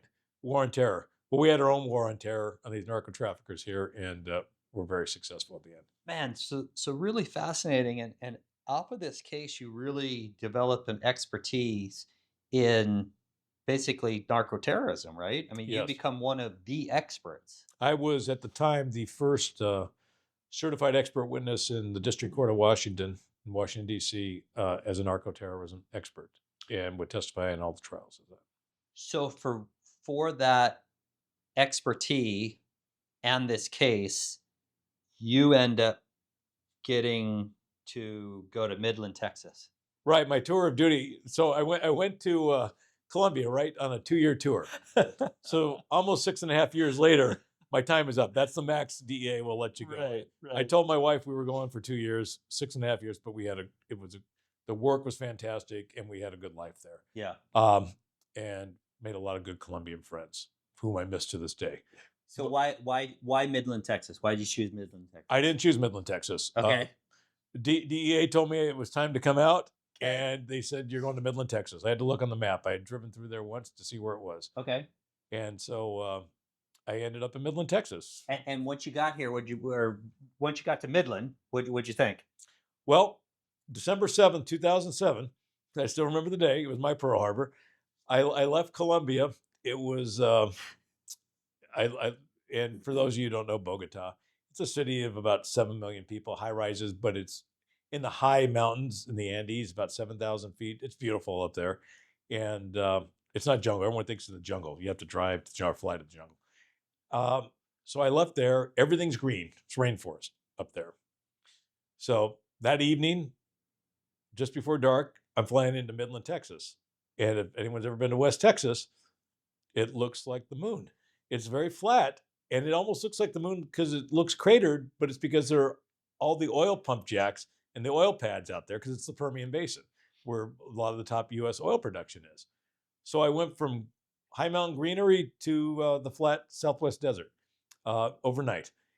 And okay, I was going to be the resident agent in charge of a resident office there, 9-county area of responsibility. Yeah. But overnight, I also went from working the largest narco-terrorism group in the world at the time and working cocaine labs, multi-ton seizures to, God, if we got a 5-kilo case in Midland, that would be a big case. Yeah, it's an interesting transition, right? So you go from domestic to foreign, back to domestic, and you're working multi-ton cases, and now you're back here doing 5-kilo deals, and you're going, all right. No, back to my roots, right? Yeah, Regular law enforcement officer. The makeups of the cases are the same. Right. It's just the size and maybe the complexity of the organizations. Yeah. So, but I found out something really interesting when I did this. I wasn't happy. I was told to go there. Told to go to Colombia. No, to Midland. Oh, to Midland. To Midland. Okay. No, Colombia I loved. Oh, okay. I loved part of my soul in Colombia. Yeah. And so I get to Midland. I'm like, okay, well, I'm going to make the best of this. Mm-hmm. It was a pretty quiet office when I got there because it's called Midland because Midland's midway between Fort Worth and El Paso, Texas. It's 300 miles each way. Okay. So didn't know much about it, but I said, I'll make a good deal. And everyone's like, oh, it's the Permian Basin. It's crazy out there. Well, it's great people out there. It's kind of the heart and soul of a lot of Texas that lives out there in the Midland, Odessa area. And so I had young kids at the time, my wife, and other than she wasn't used to the smell in the air, which was petroleum and gas that you smell out there all the time. But we got used to it. It was a great place to raise kids. Mm-hmm. And, I was there about 12 months and everyone's like, hey, you got to promote, you got to get out of there. And I'm like, you know what? I don't have any mandatory promotions anymore I have to take or mandatory moves. this is kind of a nice little community for me to raise my kids in. Yeah. And so, And Iraq is a good job. yeah, yeah, it can be a good or a bad job depending who you're working with. But I had a 9 county area responsibility. We had great law enforcement agencies. It was old school law enforcement. We had great prosecutors who were willing to prosecute. It reminded me of working with the Southern District in New York. So we struggled initially with trying to get off the ground, getting some decent cases. But then once we got going, once you start getting good cases, you get more informants and the cases get better and better. And then I was getting better detectives who wanted to come over and work in the task force. And we evolved into a top functioning unit there, to the point that we even started a HIDA there, which is a high intensity drug trafficking area where we got more funding for the work that we were doing because we were so active out there. And we end up being the top producing group out of the El Paso division, which Wow. is all of New Mexico and the rest of Texas or West Texas. And I think it says a lot about your leadership style, right? I mean, not only were you successful in Midland, but you were also successful in Tucson. Now, I know you don't want to say it's all you. You obviously had some good people, but I do think it's a reflection of a supervisor as well. As I said, I always felt I had to get up in the morning and be able to look myself in the mirror and did the best for my people and my job and for my country at the time. And I know that sounds silly in this day and age, but I always felt that way. But I was also fortunate and blessed that I was surrounded by really, really good people. You can be the best supervisor in the world, and if if you don't have people who want to work, you can't get anything done. To- And the biggest thing that I always told my people was, I'm going to let you work, I'm going to support you, but that long leash I'm giving you, you can hang yourself with with it too. Mhm. So be a responsible adult, and I know that maybe sound like a silly statement. Do your job as you're trained to do it, and people did it and did fantastic things. I watched young agents develop into super investigators, and I'm really proud of them now. Um, they're supervisors now. A handful of the agents that worked for me over the years became senior executives, or still are. Mhm. And one of the guys I was fortunate to work with, he's chief of operations now for DEA, and I'm really proud of these guys. They earned everything they did, Yeah. but I'm proud to have been part of working with them in their development. Yeah. So can you look back, Dante, supervisory wise? What do you think? What do you think your best attribute was as a supervisor? I think, boy, that's a hard question. I I think the ability to listen, communication, and ultimately the ability to kind of fit people in the right parts of the puzzle where they worked for the Mm. team. I think that's a key thing in managing a unit or even a big office, because a lot of times I would go to places and people go, "Oh, you're going to get this guy and this guy, and they're terrible." I'm like, you know what? No one's terrible. Maybe they're not as good as somebody else. They're not as good, on a track team, not everyone runs 100 under 10 seconds, right? Yeah. So, what are they good at? And where can they best work for the team? You let them work in that position, that's their strength. That strength will complement the strengths of other people, and then that unit functions better.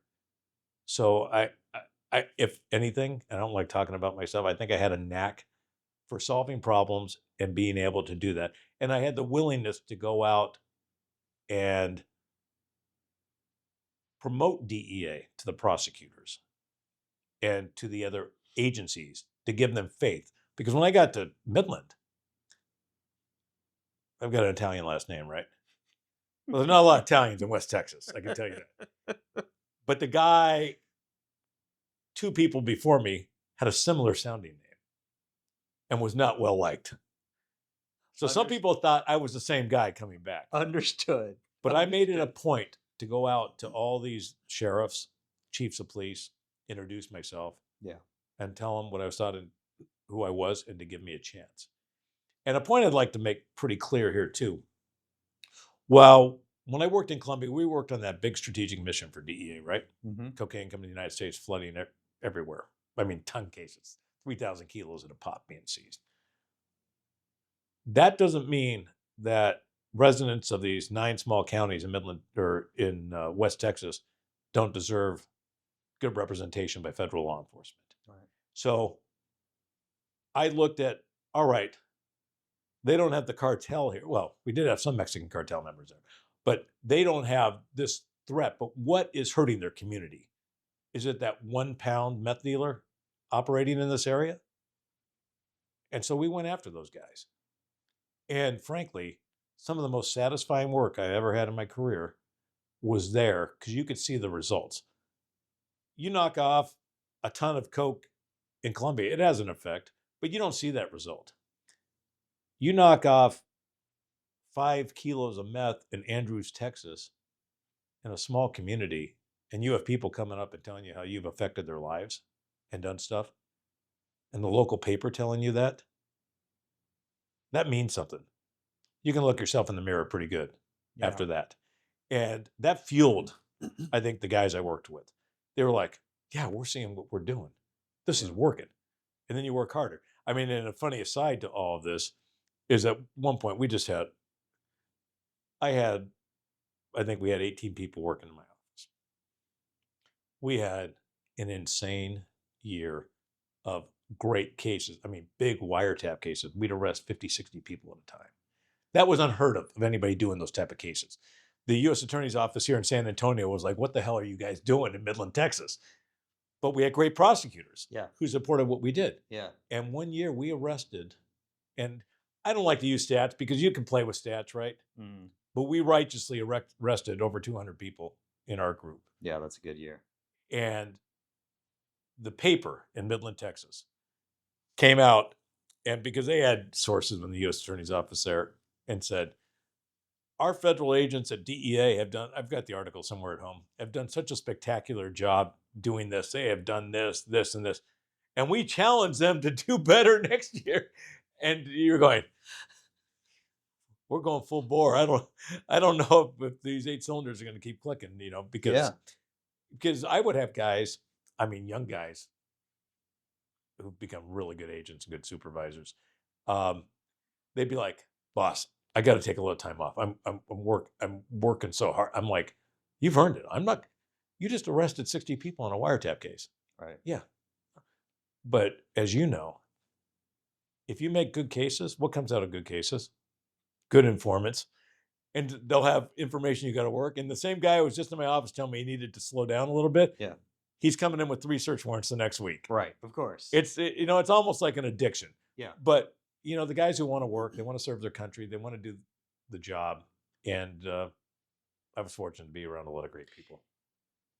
But getting back a little bit to kind of your management style, you said something that was really interesting. And so, first of all, when you're talking about how successful your group is, when you create that environment where you're just having fun, you're working, man, you've got to have detectives beating down your door going, hey, I want to go to the DEA task force. I want to be part of that. But what I found really interesting that you said was finding people's pieces of the puzzle.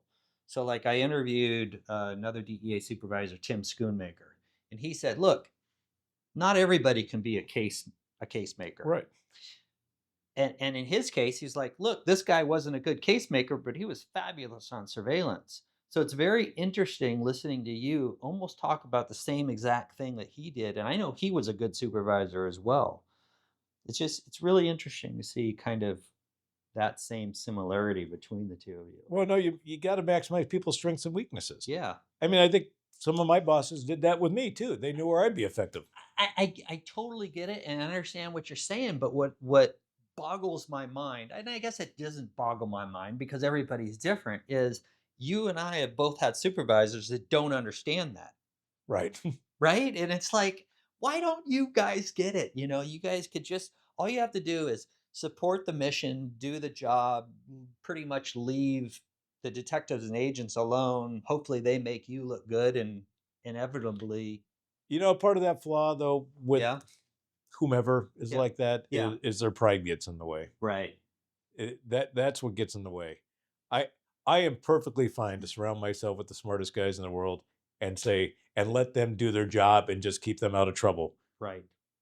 I Right. don't need to be the guy with the spotlight shining on me. Yeah. There's so much talent, and I think if you put that aside, it lets a lot of things blossom. Yeah. If Because that's saying it right. because for some reason there are guys that go, instead of just I've got to put my thumb on somewhere, and you're just making things worse.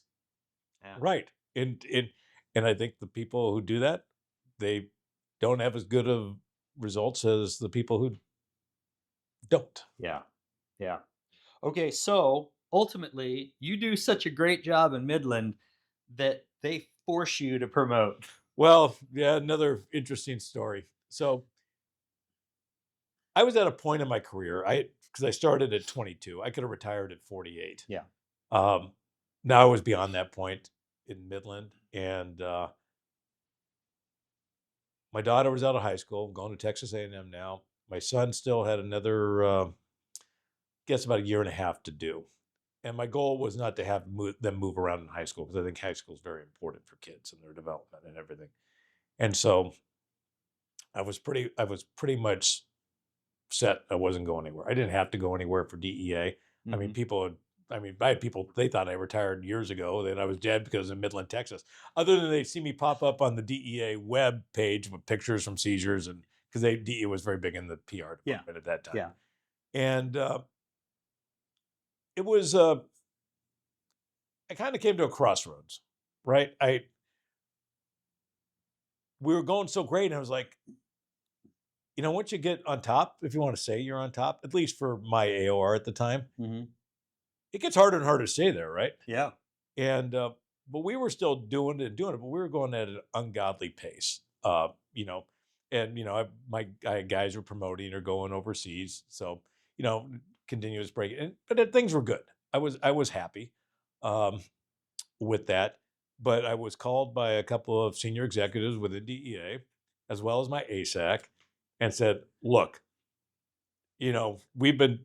we or other people have been telling you for the last 5 6 years that it's time to promote, or you're kind of dead to us." And at that time, the San Antonio district office, the ASAC position was open. And San Antonio, for those of you listening, is one of the best offices you can have in DEA for a district office. And it was fortuitous. One of my former special agents was in charge of the Houston division at the time, who oversaw San Antonio, and he was interested in me. But it's a competitive position, Yeah. and there'd be tough competition for it because it's very sought after. Yeah. But I was literally given the ultimatum: put in for it, or don't call us for anything ever again. So it was a place that I had contemplated before, and I said, okay, I'll put in for it. So I put my name in the hat for San Antonio at the time, with no expectations of getting it. And in fact, December of 2015, I'm a good Catholic. It was a holy day of obligation, and I was in church. I'd gone to church for a late morning service, and my phone starts ringing, and I knew the career board had made their decision a couple of days. And I was literally, and I truly say this, I was in church saying, I'm not overly religious, but I was like, God, let it be how you want, but I don't think I want to get promoted. Just let me finish it off here, my career. Yeah. Because I still had 5 years to go if I wanted to stay with DEA. Mhm. I didn't know if I wanted to stay or not. Yeah. And well, I missed a couple of calls because it was on silent. I go out, return the call, and I was told I had been promoted and I was being transferred to San Antonio, Texas. So Dante, you were a special agent, you were a group supervisor, you were a rack, and then you're an ASAC. Which one was your best job? That's tough. Um, you know, I enjoyed, in a 35-year career, I was a supervisor for 24 of those years. So, I mean, that's pretty heavy on the management side. Yeah. And without becoming an SES but by choice. Yeah. That's more stories later on in my career. Um, I really think I enjoyed the supervisor role as a coach because I contemplated going into coaching also when I finished my football career Mhm. because I like watching people develop. I like helping people develop. Yeah. I feel like I'm giving something to people. Yeah. And again, because I'm a patriotic guy, I'm giving it back to the United States, and I'm having this broader effect than just me out there fighting against the wind. I've got a team going. Um, I'd be hard pressed to pick which one. I was so proud of the people I worked with, the friends I worked with in Tucson, Mhm. the incredible work the guys I worked with in Bogota. Midland has a role in my heart because we went from nothing to great success. Yeah. And San Antonio, I still live here. Um, we took it to a new level, and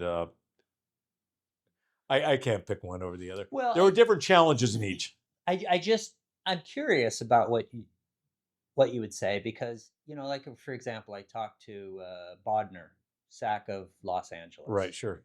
and there's if I'm remembering correctly, I think it was kind of a tie. He said, "Look, group supervisor is a great job, just a great job. You get to kind of direct people, but you let them do what you want, but you're still out on the street. You're not doing your own paperwork, and it's just a fun job." Now he ultimately became a SAC, and he's like, "That's a pretty good job as well." But you kind of you started off as an agent, went to group soup, then you're kind of a rack where you're handling it just a little bit more responsibility, but then you end up as an ASAC too. And I just kind of was wondering, is there a Well, I was a unique ASEC. okay? So I went from Midland, Texas, where I had a 9 county area of responsibility. Mm-hmm. I came to San Antonio, Texas. I had a 50 county area responsibility.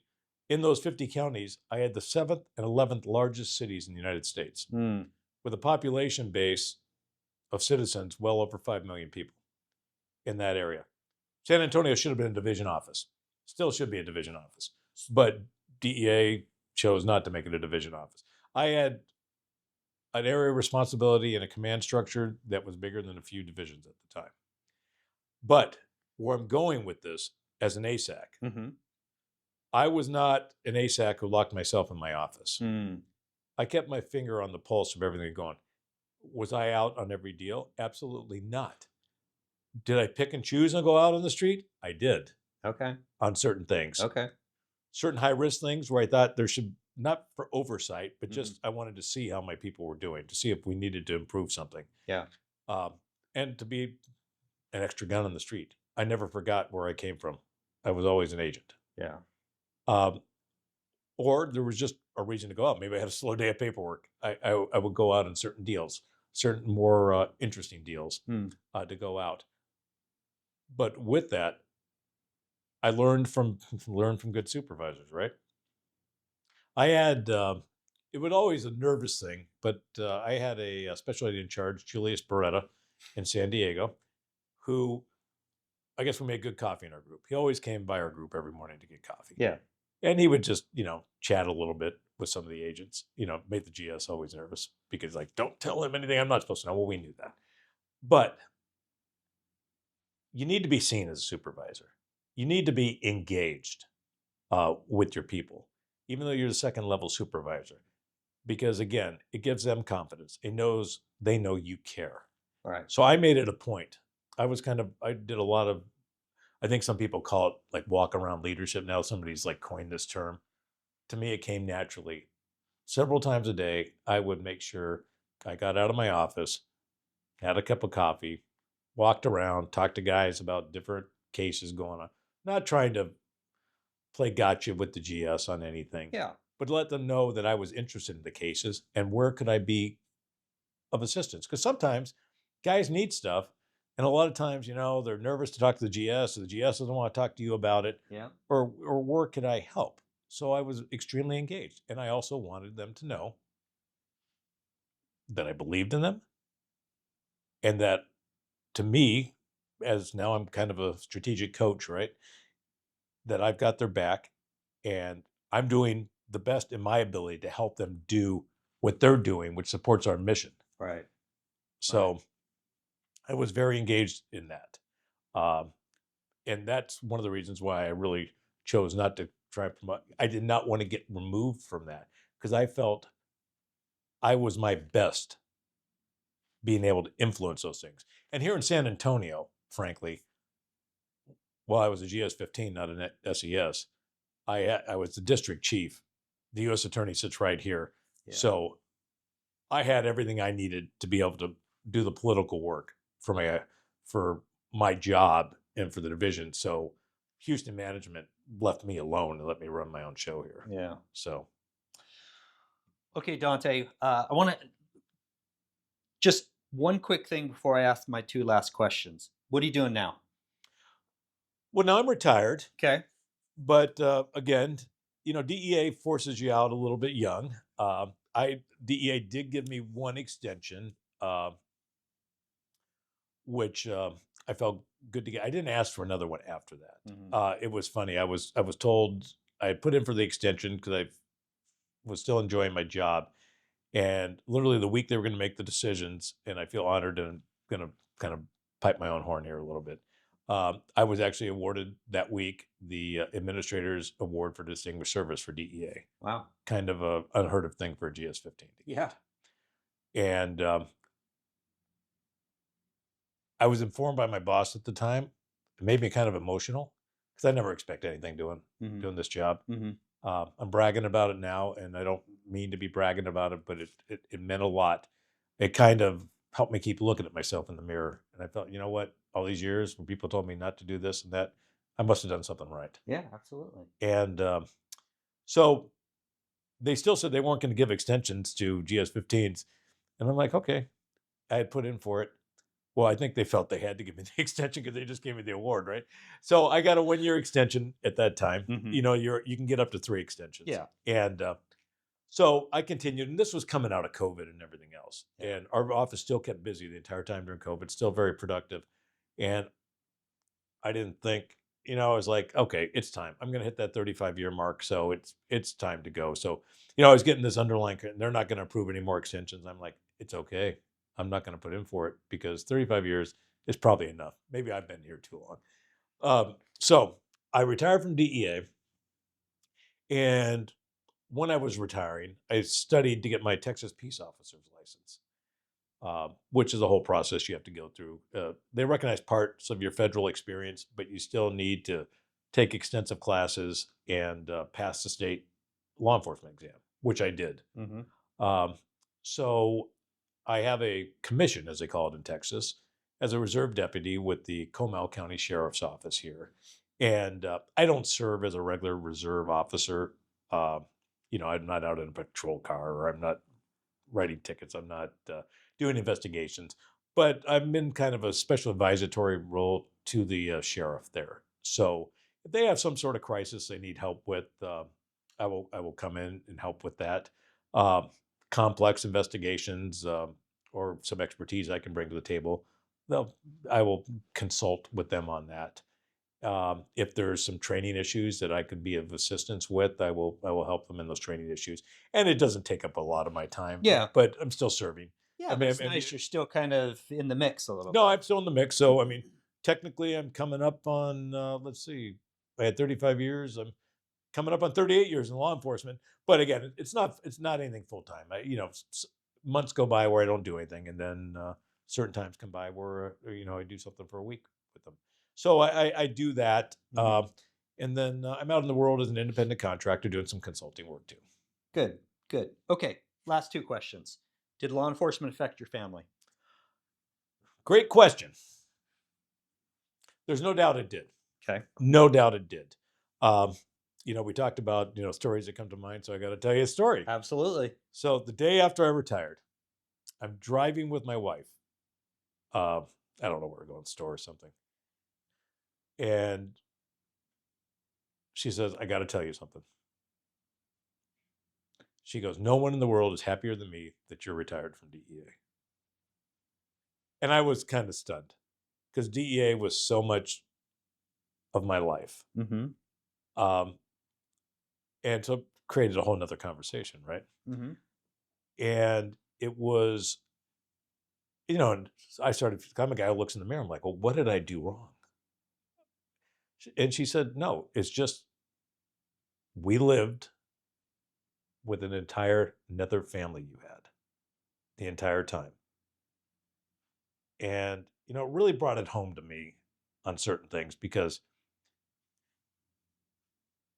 as a GS is one thing, as a RAC is one thing, as an ASAC, particularly with the way we have oversight now, Mm-hmm. your phone never stops ringing. Yeah. I wasn't a guy who put my phone on silent when I went home. If I had guys on the street or anything else, it was my responsibility to them that I was going to be available to them 24 hours a day. Mm-hmm. And they knew it, and I owed them that because of my position. And so I never did not do that. So there's no doubt a family takes a toll. If you study, I'm hesitant to say it this way. You study good football coaches, you study good leaders in other places. The interesting thing, and I always said I wasn't going to be that guy, and I guess I became that guy to a certain degree, is to be so good at something else suffers. Mm. And to me, I thought I wasn't missing that. But obviously, with that statement from my wife, Yeah. I did. My son played high school football at Midland Lee, famous high school and everything else. Even when I lived here senior year, because they stayed there to finish high school, I only missed one football game his entire career. That was his freshman year, and I vowed I'd never miss another one. My kids did great. They were 4.0 students out of school. They had what they needed, but sometimes I look back and I'm like, maybe I could have done something better with a statement like that. I'm hearing that because things do suffer. My Mm-hmm. dad, as we talked about, was an entertainer, so he traveled a lot, gone a lot for my younger life, and I really kind of vowed I would not do that, particularly during my kids' high school Yeah. uh, period. So this is part of the reason I stayed in Midland, Texas. They were in junior high, approaching junior high when I got there. So I really wanted to be there for it. And so I had it everything. I could coach football, uh, go back to work, coach football before work. And so it was great, small town Yeah. and everything. So it was good. And that was all kind of perfect. And if there's a regret I have in there, Mm-hmm. is I did leave for that last 15 months, year and a half of my son's high school career. And I don't know, he's a good kid. But I still think that had some sort of effect both on he and my wife, because she was left there raising him day by day, even though I was 4 hours away Mm-hmm. and a phone call away. But, a 17-year-old young man, that's, I don't know, that's not normal for most moms to have to do. One kid? No, I have two. Okay, so two kids. If I were to talk to your kids, what do you think they would say? Do you think that they'd say, if I asked them how did your job affect them? What do you think they'd say? Anything? I don't know. Hmm. I think they'd say my dad was a really good DEA agent. I think they'd say my dad loves us a lot, Uh-huh. but I don't know what else they'd say. And Interesting. and I'm curious. Yeah. I'm really curious.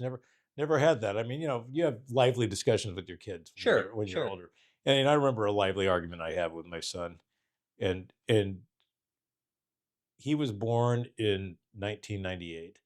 I was already a GS, so all he ever knew me as was a DEA supervisor with a lot of people working for me. And I remember he made the comment. So there's got to be something there. He made the comment. He goes, "I don't work for you. You're not the boss here." So now again, you have lively discussions Yeah, sure, sure. with younger people Yeah, and everything else. But there's no doubt there was an effect, and for my wife to say that to yeah. me, I thought I was doing everything the best I could. Mm-hmm. Um, but when you got a bigger family and you're responsible for 150 people here in San Antonio, You're responsible for 18, 20 people in Midland, Texas. I owe it to them. You know, your family. So I'll give my wife a lot of credit here. Your family's at core. Yeah. When you feel they're stable, you can do other things. Yeah, that's true. But it makes you wonder sometimes if you overlook stuff. So I don't know if I'll ever have that great answer there, and I'm curious. Yeah. Well, maybe they'll watch this and you'll have that discussion. Yeah, I'm curious. Can you look back from when you started as a kid, 22 years old with DEA, to even now? Have your views on people and society changed? Great law enforcement questions asked a lot, right? Yeah. You know, I never got into it. It's us against them, which you hear from a lot of cops Mm-hmm. sometimes. I've always been a pretty compassionate person on everything, but I always feel I'm a realist. I'm a person, you know, you make your bed and you're going to live in it. Mm-hmm. You know, have there been crooks I've arrested I felt sorry for? Yeah. They got in the wrong business. They committed the crime. And that's it. But when I say I'm a realist, is there's good and bad in this world. I firmly believe that. And there are some people that are bad. And narcotics traffickers are some of the worst because the crimes they commit, what they affect on other people, the other crimes that narcotics trafficking support, and the hell they bring on other families, and the families they ruin, the violent crimes, the murders, the thefts. I'm hesitant to say this, but you can really say narcotics are the root of a lot of all evil and crime in this country. Yeah. And I'm a realist about that. There are evil people in the world. But do I go out and go, all right, who are the good people, who are the bad people? No. I take everybody I meet, face judgment, and go from there. They can develop opinions on me just like I would on them. So am I jaded? I don't think, you know, that may I come across pretty hard there, but I don't think I'm jaded. I don't look at it as us versus them. You know, I don't, there's evil in the world and I pay attention for it, but I don't say, oh no, these people are just bad. Yeah.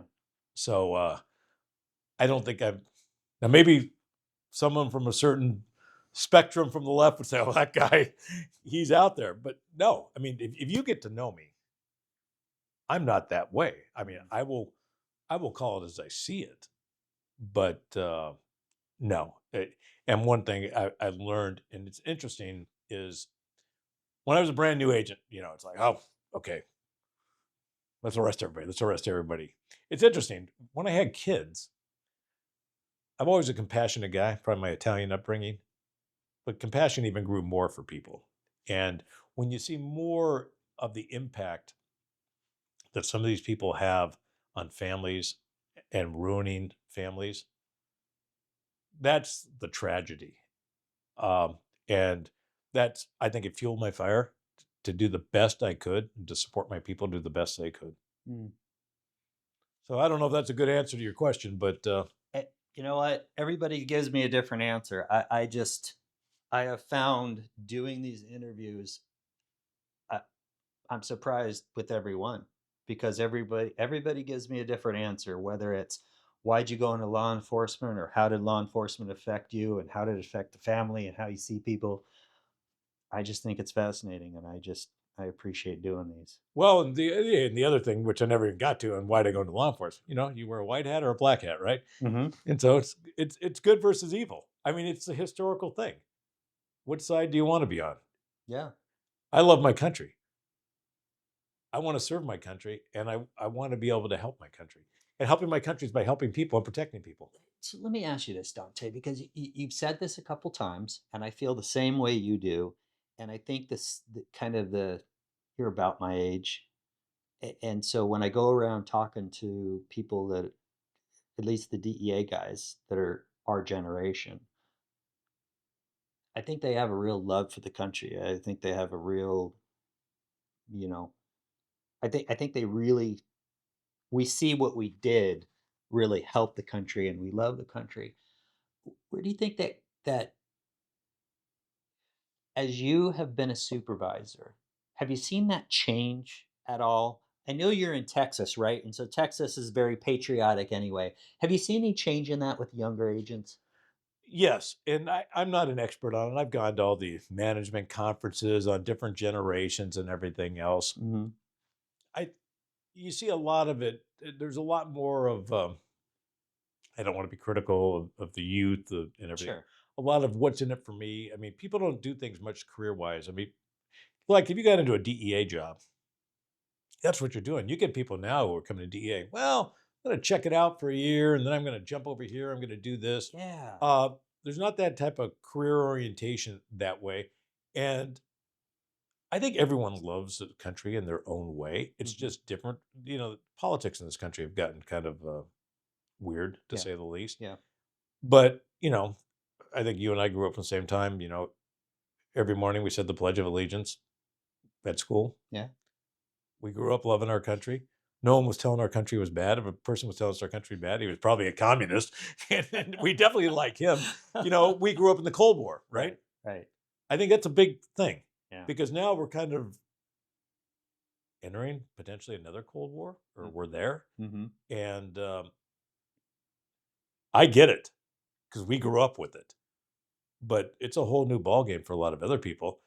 China was always up and down with the United States there, and Mhm. not really friendly. Yeah. But the Soviet Union was the evil empire, right? Right. I mean, Ronald Reagan was my governor when I grew up. He was the guy who hired me as president of the United States. Yeah.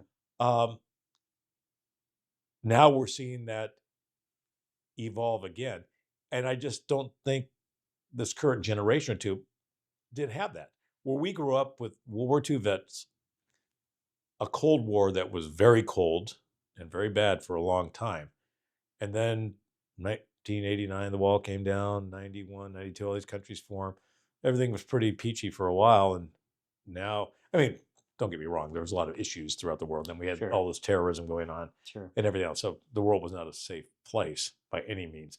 But now we're talking strategic powers that are engaging in right now the largest land war in Europe since the Second World War. So there's a lot going on. Yeah. But certainly, I think we were brought up a little differently. Yeah. And I I have optimism for everybody. It's just different, and you got to adapt and find people's strengths and weaknesses, and see where they fit in best. So, Absolutely. I mean, I said this many times as an ASAC. I'm like, the people we're hiring now are like the smartest people I've ever seen in my life. I don't get their points of views on a lot of things, but they're super, super smart.